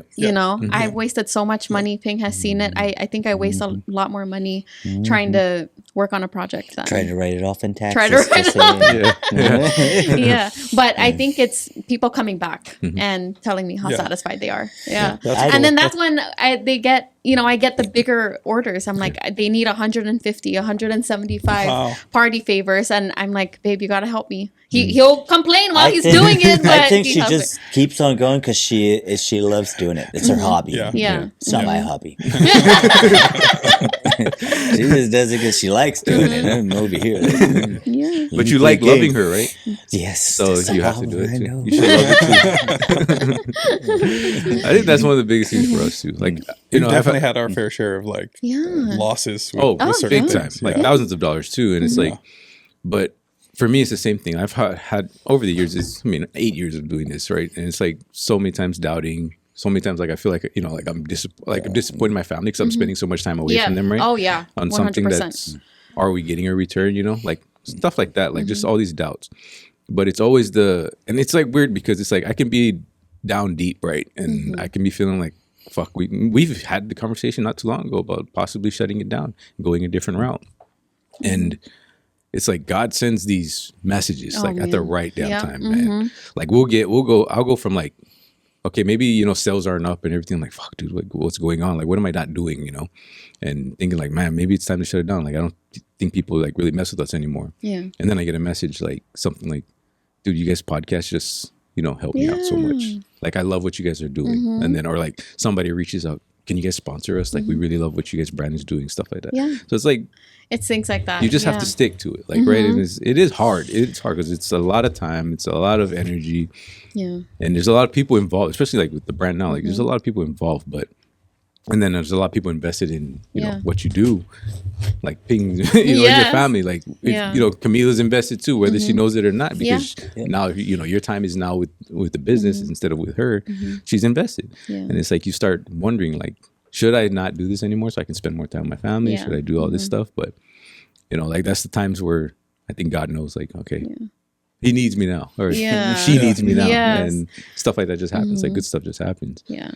But I mean, it's a part of it. It's a part of business, it's a part of running. And I think, and I always think that it's just like I get to the point where everything is just a part of the story. It's a part of the story. Like I wanted it after COVID, when I got fired from my job, I did not want to go back. Like I was hoping that she would just tell me, okay, just work Nesian Bill full time. I was fucking. You're waiting. I was like, please just let me do this. Just give me 6 months. I'll make this shit work. Yeah. Right. But come on, mommy. Now it's like I don't think of it that way anymore. Yeah. Like I don't think like I do. I wish I could do this full time, right, and build it to what I want it to be down the road, and be able to build it faster. But I also enjoy the part where, if I do this long enough and I'm working all these jobs, like I've had multiple jobs working just running Nesian Built, but I feel like it's going to be a good story to tell down the road, right? Yeah. A good story that I can say like I had to go through it. I had to go through all these struggles to make this shit happen to where it is now. This shit was not easy at all. And most people would not want to do what I just did. They would not want to go through. That's why very little people get to feel that way and get to that point. So I just tell myself that, like, I just got to go through the suck long enough. If you want something so bad, you have to deal with real shit for a long time. Oh yeah. And I just tell myself that, like, deal with it, dude. If you want it, you got to deal with it. Stick to the fucking process. Yeah. If you quit, you're just gonna be like everybody else. All you're gonna do is tell a story about how you quit. So. Yeah. You're being too noisy. Shit. What are you doing, bro? Hey, can you get me another coffee cup? Can you put me coffee, but have it empty? Sorry, yes, sir. So what's so first off, you need to tell like, okay, the name of your business and what you do, because we didn't even mention that. Yeah. So my business is Krafts by Kayla, but Krafts with a K. I am mostly on Instagram, and I do handmade and personalized crafts. Make a lot of What's your number one? What's your hot item? my hot item during Christmas for sure, and it's Ornaments? those picture ornaments. Yeah. Yes, picture ornaments. You know, I've learned a lot about the machine. I'm still learning a lot about the machine. But yeah, I like to make handmade personalized items. Yeah. So what are some, because I know we've gone through a lot of these different things, like the uncomfortable things. Like what are some like things you've had to do, or some things that you didn't expect yourself having to do while running a business that were like uncomfortable, that you've probably seen a return on, like for us it's the podcast, like doing the podcast, like stuff like that, or even just me like just speaking in front of people, like like in the run groups and stuff like that. Like I fucking hate talking in front of people. And then like with the business doing videos, like I hate fucking, like I'm so like I'm uncomfortable. I was very uncomfortable before, like, but now it's just a little like I have a very different perspective on it now compared to before. But like for you, what were some things that maybe you even had to learn, like some skills you had to learn to better Posting on social media. That is the biggest thing for me.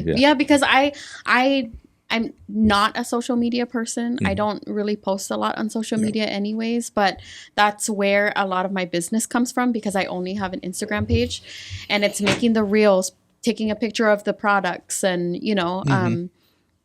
just I don't know how to take pictures. Taking product pictures is so like time consuming. You have all of a sudden you have like 10 pictures of the same exact thing but different angle, and but I think social media and product pictures are still a struggle for me, and I'm still learning. There's more thought than just taking a photo. And you gotta showcase your product. Exactly. I would for the longest time, and I'm still actually doing this, I use our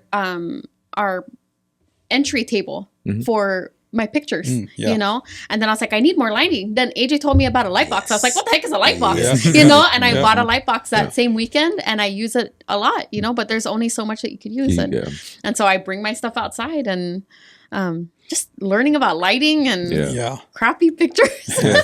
I look back on my Instagram page and I'm like, look back at the old ones. I know. I'm like, what was I thinking? At that time, it looked good to me. I wonder why my sales were down. What the heck is this? We were literally just talking about that too. But that's just part of it, right? Like there's so many skills that you're gonna learn that you don't even realize that you're gonna learn, that you have to learn for the business to grow. I mean, pictures is one of them. That's just one of them. Just like one. It's even just having, because you're really like, you can really speak with, like, talk to people, like have a good conversation with strangers. Like that's something like I know I wasn't very good at in the beginning, especially. But going to all these events, like that's not a skill that you had to dig deep on. That's something I know I had to work on. But like you even being good at that, but like still helping people with like going through your inventory, like to say at an event, like talking to them and knowing that and having a conversation that wasn't just like about products. Like it's almost even getting personal, because you start learning too. Like it's a skill that I learned. Like I like to try and go outside of the products when we're talking with people. Like I try to dig a little bit deeper into who they are, because we always get the ones like, especially like Mariana's Festival. You go back again, somebody's there. It's like, I remember you from last year, that we start talking about what we talked about the year before. So there's like different, I mean, there's a whole bunch of shit. Even just having a POS system, like learning the POS system, putting those products inside the POS system, so it's easier for you. I mean, shit, when we came up with the barcodes, like that was a big deal for us. Like, oh shit, bro, like we can scan shit now. Like, that's just little shit like that.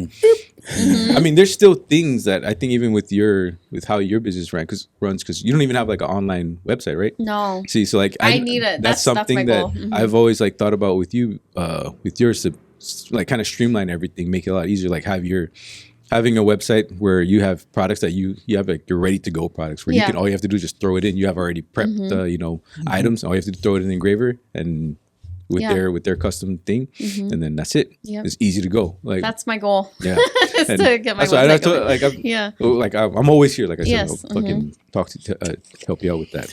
I just want to say something.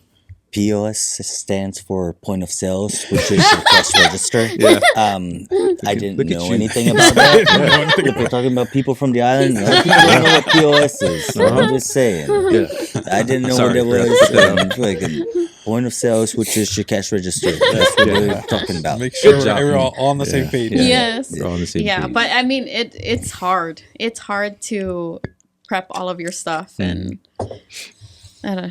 It's a lot of work. It's a lot of work. Yeah. A lot of missed time, and so I think what people don't know is the sacrifice that you put into it. Just leaving your family. I mean, my office is just right downstairs, but I mean, Ping is taking care. That's how she feels. It's Yeah. not just I'm telling you, me and Camila, we do our own thing. Yeah. She comes up, makes us dinner, lunch, everything. Yeah. She does all her shit and extra. Yeah. And I watch Camila, but me and Camila just play game. I think it's all right. It's a good deal for me. It's working out pretty good. Yeah. But I mean, I feel like I'm neglecting my family. Like that's how Yeah. during busy days, especially during Christmas or, you know, a certain holiday, or if I have a big event coming up, like I feel like I'm neglecting my family. So, I mean, people don't see that. They see Yeah. the pictures that I post online. They see the events that I'm at, but they don't see the sacrifice behind Yeah. running a business, Yeah. especially solo, you know. Is that something that you expected, like when you started the business? No, I thought because I've always done it for fun, like it That was it's just a gonna be hobby. easy, You know, it yeah. was going to be easy.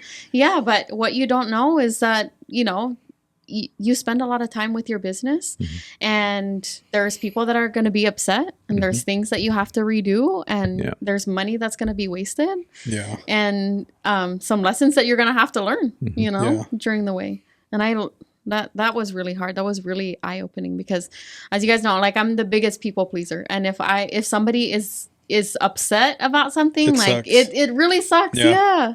Yeah. So How have you dealt with that? How have you, like, maybe from how you started, you know, when you started the business and you've dealt with, you know, maybe multiple upset customers about something and I've learned they can pick anything. Yeah, And they- they're just upset with themselves. But honestly, I'm very understanding and I will redo a lot of projects just to make people happy. Yeah. Like I'm just like, oh, can you send me your picture or what were you expecting? You know, tell me what you're expecting. And that's why I started putting little notes like I'm burning wood. Some woods burn different, you know, and I just want to keep the customer coming back. Yeah. And that's what I always tell Pink. I always talked about raising my prices, but I say no. yeah, we both say let's hold for a little bit because that's what brings people back Yeah. to us Yeah. is especially people from Saipan. Saipan is like my biggest where orders. most of your- yeah, yeah. that's where the biggest orders come. I get orders from Guam. I did one to Korea, and a lot of the times I eat the cost Yeah. of stuff, you know, Yeah. because they're ordering from me. yeah. So Yeah, Yeah. that's a dope. It is. I mean, like you said, it is part of the fucking business. Eating costs, yes. fucking shit up, Yeah. pleasing the customers. Shit, we had one guy, bro. Remember the guy?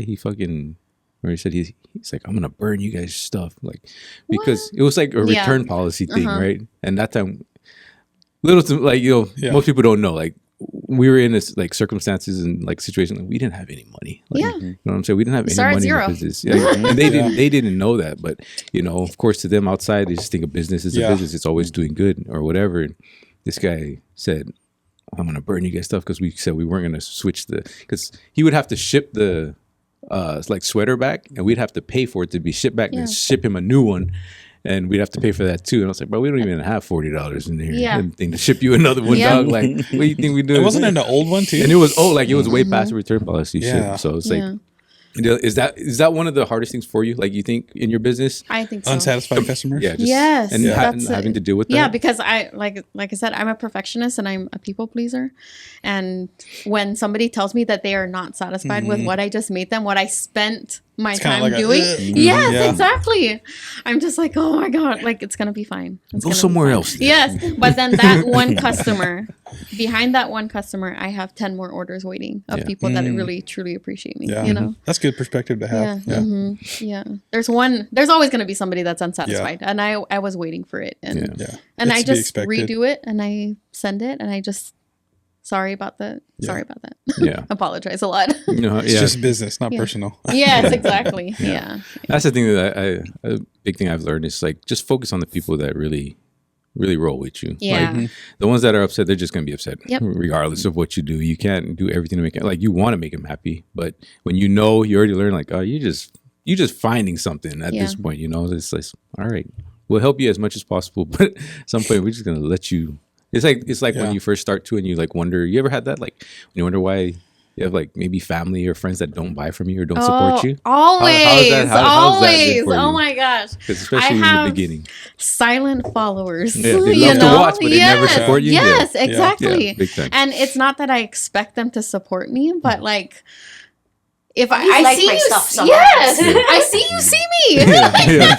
I literally see you, see me. So, you know, I've had people come up to me and say, "Hey, I saw your, you know, whatever you posted." I'm like, "Oh, but you don't follow me." But you didn't like it either. Yeah. You said you saw it, you didn't like it. You don't like it, you don't follow it, Yeah. you know, and there's always somebody that wants you to fail. It's crazy. It's crazy to think about that way, that there's so much bad intentions from people that are not supportive, especially of people that you think would support you. I don't expect you to buy anything, but my biggest supporters are the customers that I've gained.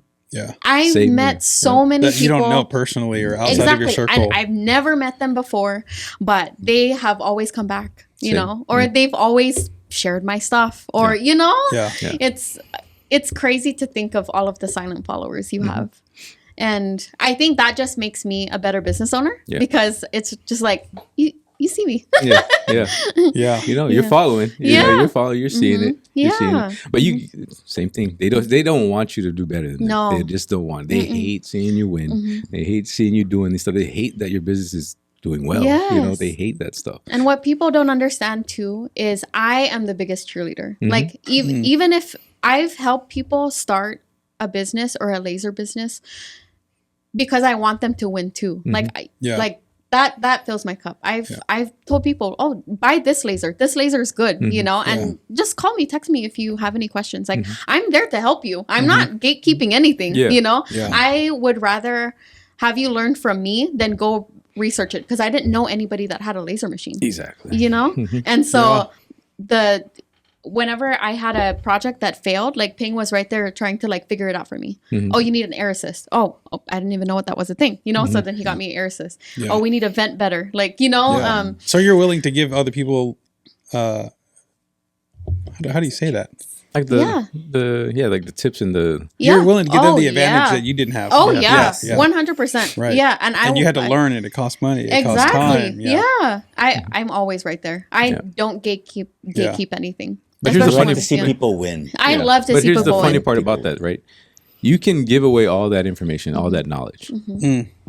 You already know what I'm about to say. And it happened all the time. I've for years, I've tried to give that information out. I've try to help many people, but I'm sure you've seen the same thing. You give out all this information, they won't do it. They won't do it. They want a handout. Yeah, it's like they won't. They want it to be easy, and they don't want to go through the mistakes you made, even though you're trying to shortcut the process for them already. Yeah, they still will not go out and do it. They literally, I think a lot of people, it feels they get that dopamine hit just from asking you the question, right? And it makes them feel good, makes them feel like a part of it if they just ask you, like, how can I do this, or how did you do that, or just. And then you giving them feedback, right? That's enough to fill their cup. You know what I'm saying? Yeah. So it's like, and that's the shit that I'm saying. Like, energy is fucking important. And when I learned that, I'm very like, I'm not fucking. I'll tell you whatever. Like, I'll tell you whatever. But I'm gonna get straight to the damn point because I know, regardless, I've been through all this shit, learned all this stuff, so that I can help you. But I can read it already. I already know if you're gonna do it or not. If you haven't done some shit in the past, you're not gonna do it now. Like, what's changed now? You know what I'm saying? Yeah. So it's almost like knowing how to expend your energy on helping people, because you know already, if I spent all this time with this person trying to help them out and they're not gonna do it, what the hell am I doing? Yes, right? exactly. Like, Exactly. oh my gosh. Yeah. But it's real. It's a real fucking thing. Yeah. Oh, wait, go ahead. That's scratching my back and hit the mic. Okay. Big back. Your triceps hit the mic. It's my forearm, but okay. Yeah. So what's the future? Like, what do you? Are you just kind of like going along with, with the business, or is like, do you see it going somewhere or doing something at some point? Not like there's a finish line, but like, is there like some way you like envision the business being for you, like compared to where it's at now? I just want to be able to. Ping texted me and I think it was last week. He goes, "Oh, are we going to get a P3, which is like a bigger machine laser? for us?" I just want to be able to make bigger projects. Yeah. I just want to keep expanding to Dang. be able to do bigger projects. Yeah, keep growing and do mass orders. Mass production. Oh, yeah. Yeah. So I think that's where I'm going. I still want to stay small. Mm-hmm. It keeps me humble. Yeah. But yeah.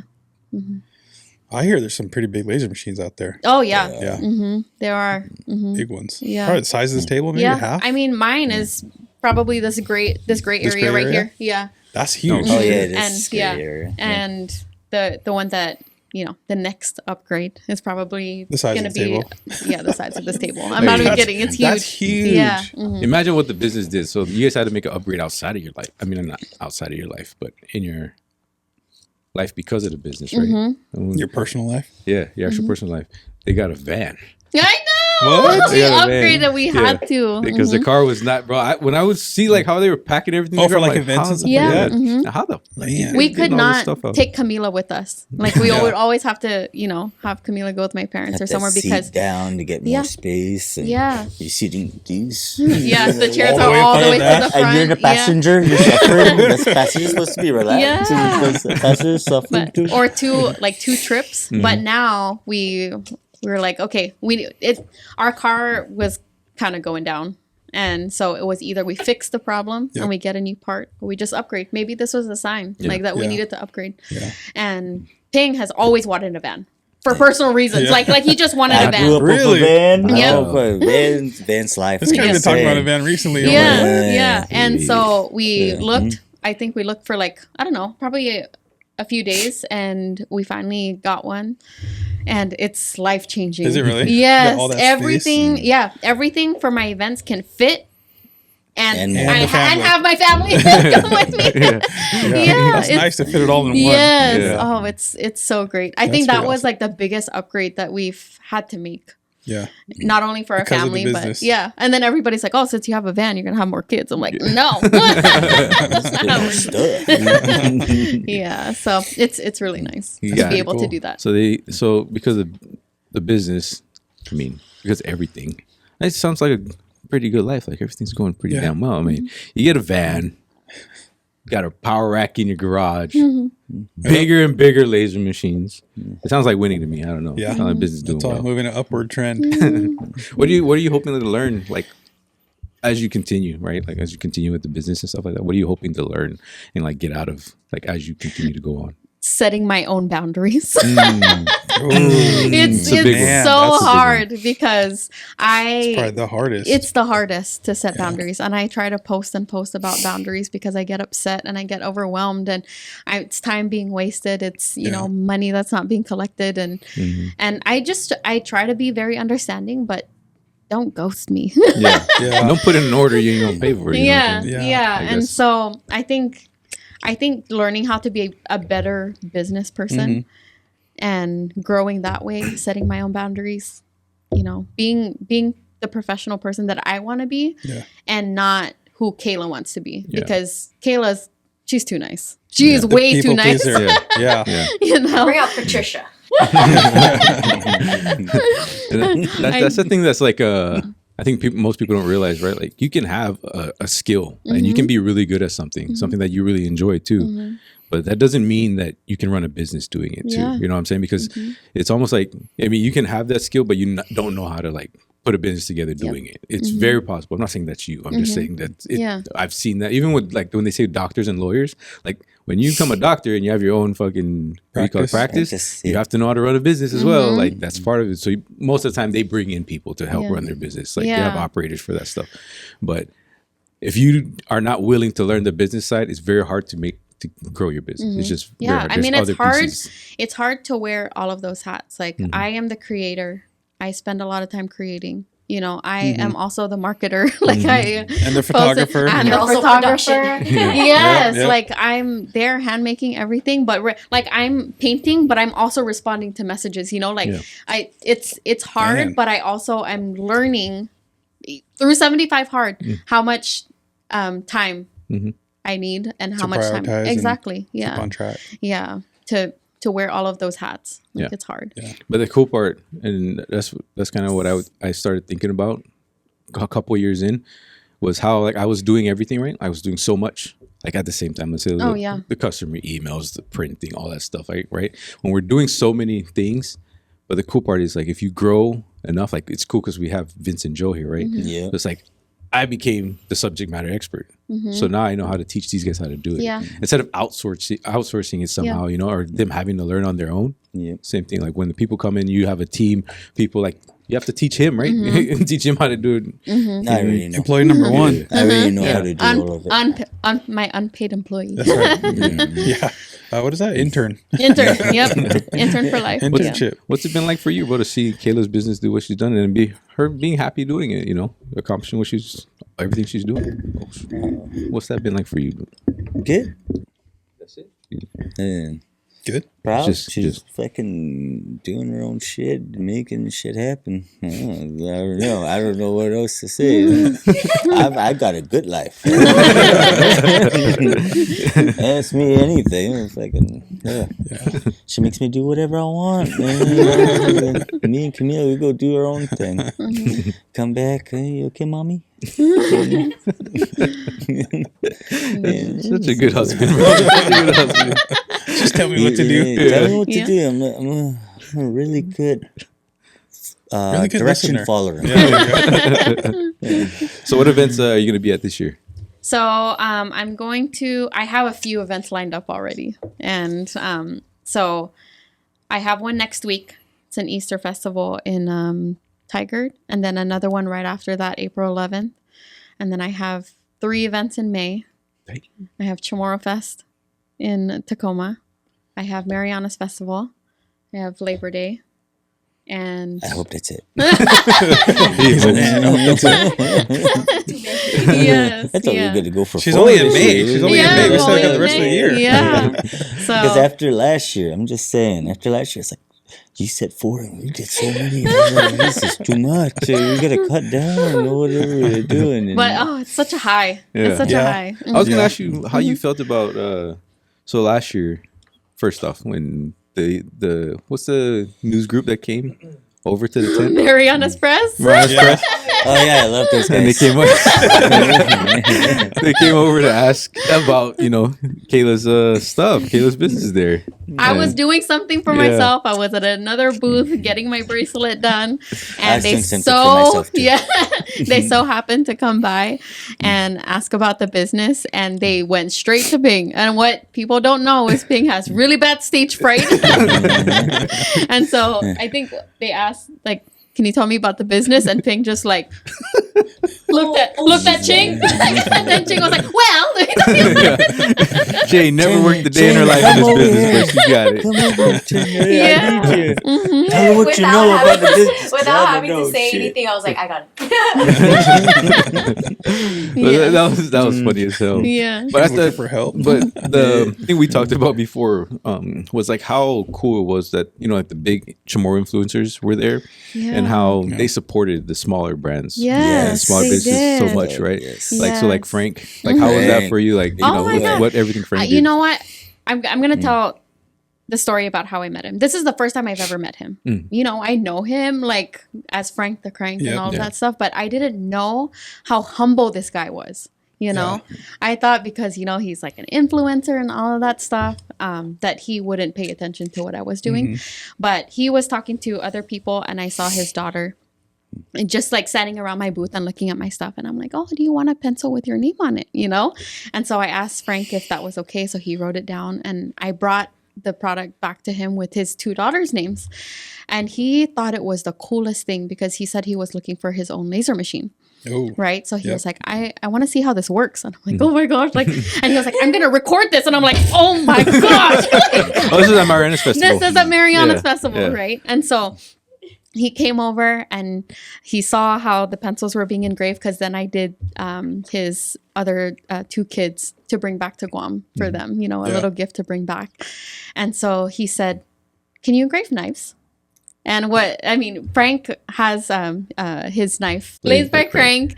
And I was like, oh, these knives are expensive. And he was like, it's great. Like, just do it. And I was like, oh my gosh, I'm not ready. Like, I know my machine can do it. It's just like in the moment, you know? Yep. And never doing it before. Never doing a knife before. Yeah. He was like, it's okay, just do it. Like, he believed in me. He was like, it's okay. Like, it's fine. And so he saw me engrave a knife, and he was like, okay. And he was like, here's my number. Like, text me, you know, here's a card. And so I messaged him, but thanking him for the opportunity, right? For, you know, having me engrave a knife for him for a gift for somebody.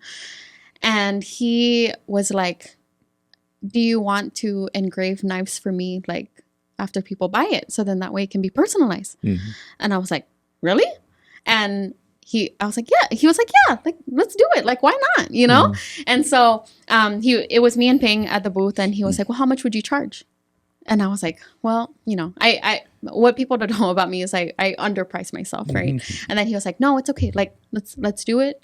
They can buy a knife and they can engrave it for $20. And I'm like, okay, like, let's do it. And so we were talking back and forth, and Labor Day came, and Labor Day was my biggest event. Really? Ever. Yeah. Like, dang. I did decent at Mariana's festival, but I did so good at Labor Day. That was the event that made me proud as like a business owner. It's hard for you to find a proud moment, but Labor Day was a proud moment for me. That was a big one this year, too. Yes, because Frank gave me the opportunity, you know, because he was big, and I didn't know how supportive he was of small businesses, how humble he was, and just he was such an all-around great guy. Yeah, you know. And then so that happened, and he was messaging me again, like, trying to help me with my business, like, find your niche, you know, like and let's do this, and am I gonna see you again next year? And I'm like, yeah. He goes, okay, like, let's do it again. Man, you know, huge. It's huge. That's huge. Yes, yeah. And then, you know, I Nettie C. I'm what people don't know is I am a huge Nettie C fan. You know, she just makes me laugh. She, you know, during like some hard times, like, she was one that made me laugh, that came through my TikTok and just kept me so happy, you know, being herself, just literally being herself. And she came by, and I was like, I was freaking out. Starstruck, like, or what? You're in front of my tent. I was like, you know who I am? And so she, like, bought a few things for me, and I was just trying to, like, give her, you know, the items. And she was like, no, I don't. If you're gonna give it to me for free, I don't want it, you know. Yeah.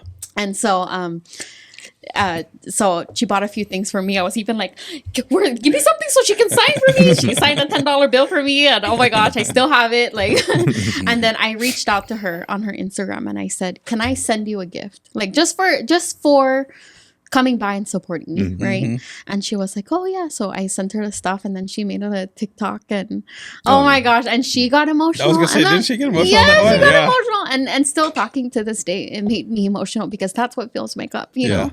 People that's cool. People being satisfied with the stuff that I make, you know, the hard work that I put in. And her loving it, oh my gosh, that still makes me so emotional to this day. Because all the behind the scenes stuff, right? Yeah. There's stuff that people don't see, and then it finally, like, you finally feel like it comes to fruition, like everything you've been doing, and then you get opportunities like that. And if you would have quit, if you didn't just keep pushing through all the hard times, you wouldn't get those opportunities, right? And it just feels like those are those good times that you've been waiting for. They come few, you know, it's few and far between, but when they do come, it's just so much more meaningful, right? And it's like that didn't even just end with Frank, like with the laser engraving. Frank brought another opportunity to you too with the engraving cutting boards, something that you didn't even think about, right? So he brought that on with you too. I remember that. So I met him Mariana's festival. Then Labor Day was the following weekend, right? And he was like, "Here's my logo. Just go get some cutting boards and engrave my logo onto it." And I was like, really? And and he was like, yeah. So that's what I did that night. I literally dropped off my stuff at Ching and AJ's, and I went I went and bought so many cutting boards, engraved them, and he was like, here, this is for you. He didn't take any profit from it. He was like, this is I just want to do something. I remember seeing him come run around the tent, handed you the cash, and then he just went back. Yes. And I was like, this is like no, this is the money that I was like, here, can you take like half of it? Can you take like oh my gosh, that's pretty cool. Yes, he's just, man, he gave me so much. Yeah, so much love. He's a solid dude. Like, he is. And even with Nettie C, so she had a lot of events after Labor Day, after I had sent her her gift, and she reached out and she said, I'm so sorry, like I have your package, I just don't have time to post it. I was like, oh, that wasn't my intention. Like you don't have to make a TikTok. This was just a thank you gift to me. I mean, from me. And she made that TikTok, and I got the notification, and Ping was upstairs with Camila, and I was like, babe, Nettie C just messaged me, and she posted a video, but I don't want to watch it. I'm scared. Like, I don't know why. And then Ping was like, well, let's watch it together. And Camila was like, I want to watch it too. And I got so emotional watching that video. Yes, just bigger people supporting smaller people. Knowing the influence that they have, and the following that they have, and for them to not be selfish with it, and to help people out. Because I already thought it was big, like, because I think maybe Mariana's festival didn't happen very much because it was so hot. I get that. But once Labor Day came around, and all of them, man, like, because we know there are people that have a status like that, and they won't go around and support and help other people, right? The way that those guys did. And it didn't seem fake at all. No, these guys came so and they genuine. talked. They talked to everybody. They made jokes. Like, they're just hanging out. Like Frank hung out with us. Zori Talk Boys came out. Yes. Nettie C came over. She's talking to us, and like, I didn't even realize we were in high school together. Like, I didn't know that. Like, and then we were all just talking there. And then, what's her name? Finidani Nenny came. She bought some jerseys, and then, she even wore a jersey on a video with Jim Taj. Like, all that stuff, dude. Like, that, they don't understand. I'm sure they do understand, because they were, obviously. Stop. Yes. Oh my god. You can hear Start over. No, it's okay. Okay. No. Like, I can cut I'm that sure part. they kind of understand too, because they were once a small influencer, right? But once they got to the influence that they have on our people, especially the Chamorro people, right? And knowing that our brands, like our businesses, are a lot of it is Chamorro based customers, right? And for them to come around and even promote our stuff, like, I'm really thankful, like, and grateful, like, when Frank wears our stuff and makes videos, like, just stuff like that. And then even like without asking, like, I never asked anything from him, but they came, bought stuff, and he just rocks it. And then even his wife, like, she wanted to come and she wanted stuff. She's like, and it's like one of those things, like, sometimes, like, at least for me, like, it's always like those doubts and everything, man. Like, it's like, I just always look back on that, and and the doubts still creep in a lot. And it's like, still, for people to come around with that status, with that influence, and support you, and then showcase it to other people for you, help you out, because they understand their power, in front of other people, and they don't ask for anything back. They don't ask. And that's what I can really appreciate about those guys, man. They've all, like, the Zori Talk Boys, I've known, like Jess Ogo, like, I've went back and forth with him, quite a few times over the years, and it's nice to know that, we all have each other's back, no matter what. Like, we might be smaller influencers or whatever, but still knowing, like, we're all, like, together, in a sense, even though, and then as, we all grow and get bigger, like, it's all about helping each other. And I've really felt that, and I'm glad that they're leading the way in that way, because I think it's important, instead of trying to be like, there's brands out there, like bigger brands that we know of, that they never did that. Like, and they would never do that, because they're different, just different mindset, right? Just different mindset. And I've heard stories from other brands that we're close to, like, and that are, similar size and everything. And they reached out to brands this was years ago, brands that were bigger and had a lot of influence in the islands, and they would never help them. Gatekeeping and all that stuff, right? And I'm sure you probably heard the same story, but that's not how we want to be, and I'm glad those guys aren't like that, and it's good, because we have the right people, like Frank leading that. Basically, I think Frank is like the head of how those guys kind of promote themselves and put themselves out there for the Marianas. But I just think it's important to lead the way, especially with smaller brands coming up and smaller companies, smaller businesses. I'm glad they're doing what they're doing. Yeah, and like you know the feeling, like you got the feeling from just being around them and their influence. So yes, they're making the influence. Yeah, good people. Good people. Yeah, for sure. Very good people. Yeah. So anything else you want to share about like your experiences and you know with 75 Hard or the business? Like I think what you just imagine just a short span of time, all the things you've been able to accomplish, right? And we have a lot of people that are either scared to go start a business, and I see that a lot. A lot of people have ideas, scared to step into it. A lot of people scared to step into the fitness range and the fitness stuff, mindset stuff. You just did that, and you were in that kind of that same space. And I think that we do the podcast for that main reason, is to help people kind of understand what they might be going through as we go along our journeys. And you have an entrepreneur journey, you have your 75 Hard journey, and we have different experiences and different things that we've gone through, you know, with going through all that. What for you, like, what are the main things that you got from, you know, let's say that intertwine from 75 Hard and business, running business, that intertwine that you think could help, you know, anybody else that's either maybe trying to start a business, maybe thinking about getting into fitness, starting to lose weight, you know, just trying to take care of themselves. What are some things that, you know, probably hit you the hardest that help you out? I think what made my business easier to start is that it started with a passion. I wasn't just trying to start a business to make money. It wasn't like a side hustle. It was just, I was making gifts, you know? So to start a business, I think you need to find a passion before you actually start it. You can't just say, oh, Kayla has a laser machine, I'm going to go out and buy a laser machine. It's not starting a button, and you're not just going to get the product that I was making, that I spent hours trying to research how to do.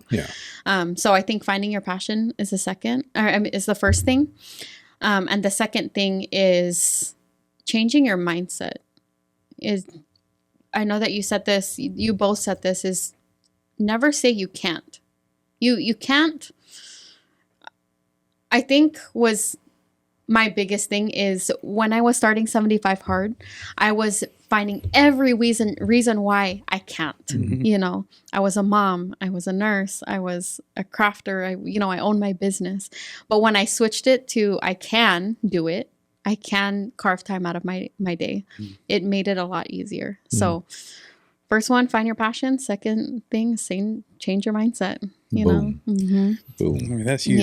That's a great foundation to start with already. Yes. So mine is you didn't ask, but mine is, I was gonna ask you. Mine is make sure you have a supporting partner. Yeah, that's right. And if your partner supports, support and research. Don't abort. Joseph. Your partner support. Can you say that one more time, sir? If you have a partner that supports, please don't abort him or her. Don't abort the ship. That's money. Yeah. So after 75 Hard, do you guys have plans to keep at least like the physical? I already told Ping that I wanted to do 75 Hard again. Okay. Yeah.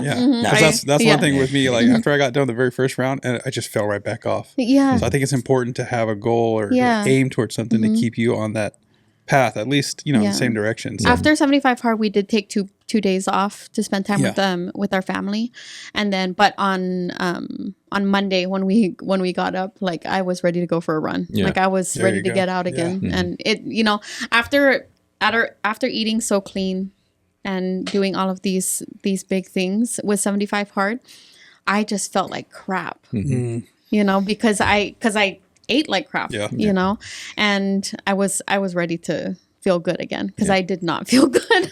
That's what I was about to go there. I was about to say it's like it's crazy when you when you start feeling the way you want to feel or you're supposed to feel. You start feeling this good. It's once you flip back to your old habits, you know it immediately. Like you feel, and then you almost start feeling guilty because you don't feel that good anymore. So it's like, but it's hard to get back. Once you go so far off of being that, it's hard to get back. That's why it's like, I don't know if we're just talking about it. Don't get too far off. I get what you're saying because I'm the biggest score backer. Yo, bigger gourd back. Biggest gourd back there, dude. Because I did that a couple times myself. Just saying, man. Yeah, like he's like a spurt guy. Like he's he go hard in the paint, with whatever, and then go hard in the paint back the other way, and just go back and forth. Like he can do that. Like he's a. I got really good determination / mindset / keep stacking. I like to trick my body. That's what he said his diet was. He was Unpredictable. Unpredictable. Yeah. But I think I don't think he was ready to get back to being active again. But when I ran on Monday, he was like, "Well, I guess I'm gonna go do my workout too." And so we've been. So she my went. wife's Couldn't winning. abort. I'm gonna try to. Never mind, not winning. If my wife's suffering, I'm gonna suffer too. And what was It's so good nice, suffering, yeah. though. What was so nice is last week Wednesday I went on my run right after work. And then he was like, "Wait, where are you?" And he met me halfway so we could finish together. Yeah. So, Support right there. Yeah, he was like, "Don't go too far because I'm going to meet you halfway and we're going to finish together." So I'm like, "Okay." Finish together and coming home late. Oh, whatever. Come home late and like gonna change in the front of the door, close the door, put on my clothes real quick, and then I'm running. I'm already running back. I'm running up. Where are you at? So he's been the biggest. He's been the biggest support. Don't go too far. Yes, yeah. I already planned on working out, but not gonna lie, I tried to cut out running. I'll go lift weights. But I don't really want to run, but then since he's ready on the run, it's like fuck it, get a little bit cardio. A little bit cardio never hurt. Warm my body up. And then she goes upstairs, does her own thing, and I'm over there in the gym pushing, go a little bit, but yeah. Oh man, 75 hard. The time management, everything is like, oh, you got to do all of this, but once you get done, you can stack them together. You stack them together, and then if you don't, it doesn't matter. You never fail. You can go as hard as you want. You make your life as much as you want it to be. If you want to go hard, go hard. If you want to go easy. Go easy. I like easy. Just so you guys know. Go over there and you're like so with the workout, my thing, biggest thing with workout, like you do chest day, you got to try to fill. You're like, oh, I got to work out for 45 minutes. Let me do chest. After a while, you're like, what the heck am I going to do with chest? Right? There's only so much chest work you can do. So you're like, I'm going to do it slower. I'm going to do chest slower. Okay. Slow down the reps. Hey, but then when you're not on 75 hard, you're like, stuff that took like 45 to an hour, you can cut that shit to 30. Real quick. Saying. Yeah. It's Good tips, bro. That's a good tip. Why make easy hard or longer? Take a 15-minute workout, stretch it to 45. Hey, I told you that shit, right? When I came here, when I hurt my wrist, and then you're like, I had to work out for an hour. It's like, oh, what do you do? Same workout, just hour long. That's the same time we came out. Andre came out and Ping was sleeping on the fucking bench, bro. Hand wrapped and everything. And Andre's like, I'm gonna go get a blanket and put it on. You put a blanket on me, man. I was trying to take a picture of him. Knocked out on the bench, bro, benching. Yeah, Andre was so excited to tell us. You're like, rat. Mom, Pig's sleeping in the garage. That's all I'm saying. Hey, 75 hard sounds hard because the name, but why make easy hard when you can make it easy? The point of the 75 hard is just to get started. Get started, exactly. Just get started. It's fucking lit a fire under my ass. Anybody can do it. Anybody can do it can. if you have discipline. I think that's the biggest thing. And if you don't, you're going to learn it. Yeah. If you don't, you don't learn it. And if you don't, you're going to read about it at least. I'm telling you, man, these books, I'm dyslexic, by the way. Dyslexic over here, don't really read what I read. I read what I think it says. Let's talk about a couple of those vocabulary words that he thought he was saying. I read a whole book saying the wrong word and then decided to see what it actually says, and it's like, oh shit. You got a whole different message. A whole different. That's like, oh, that makes sense now. I'm just saying, man. 75 hard. You don't have to make it hard. You just get started. Go somewhere. Just do it. You can get it. Yeah. Get to it.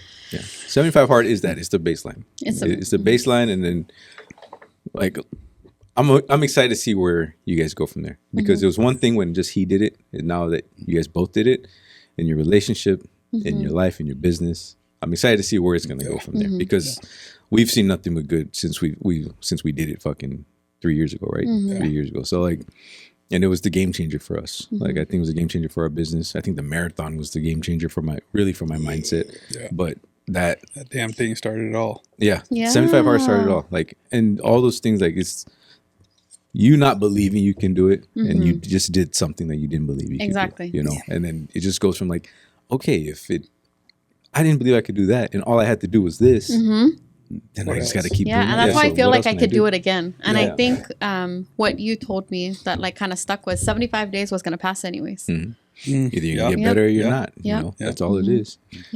It's like we could be losing, and then you could lose all that ground. Like 75, the next 75 days is going to pass again. So you could lose all that ground you just gained, or you could keep building momentum for everything else. It's not just, it's not just being fit. It's also like for your business, for your family, like your relationship with your husband. You guys just built something in your relationship that you guys probably didn't do before. It's kind of the same thing I was talking to him about.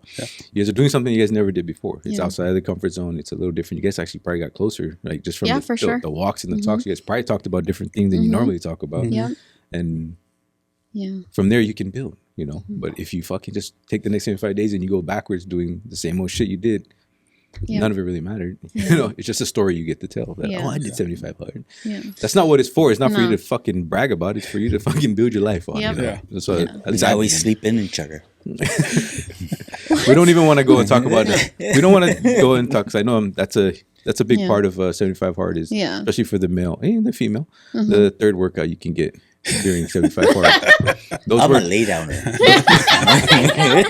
But those extra cardio session. In case you didn't know, those workouts get a lot better too. Those third workouts. I won't let Kayla go into detail about it, but it's a real thing. It's a real thing. Yes. But I'm glad you guys came out, and I'm really I'm so happy for you guys. I'm so happy for you, Kayla. Thank you for inviting us. Yeah, I'm so glad. Glad you got to be part of MBRC. Got to sit on the pod. And you guys know I love you guys, and I always enjoy you guys' company. You guys know me for a fucking long time. You guys seen the wild side, the crazy side, the stupid side, and I'm glad we're at where we're at now. That's my favorite side. We're not there. I'm not there anymore. No more. I'm 20 years older now. We're 20 years older. Okay. What? Those times are different. But I'm glad I'm happy for everything that's happening to you, for you, like your business doing well. And I'm glad you did 75 hard, because I think it's gonna help your business a lot. Just the mindset you were able to build doing that, and then you guys' relationship, and what Camila is gonna get out of all of this too. I'm really excited about all of that. So I appreciate you guys coming on. I'm glad you got to sit down. Yes. Thank you so much.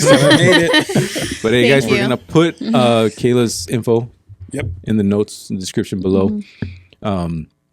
Support her business. Support what she's doing. She's good at what she does.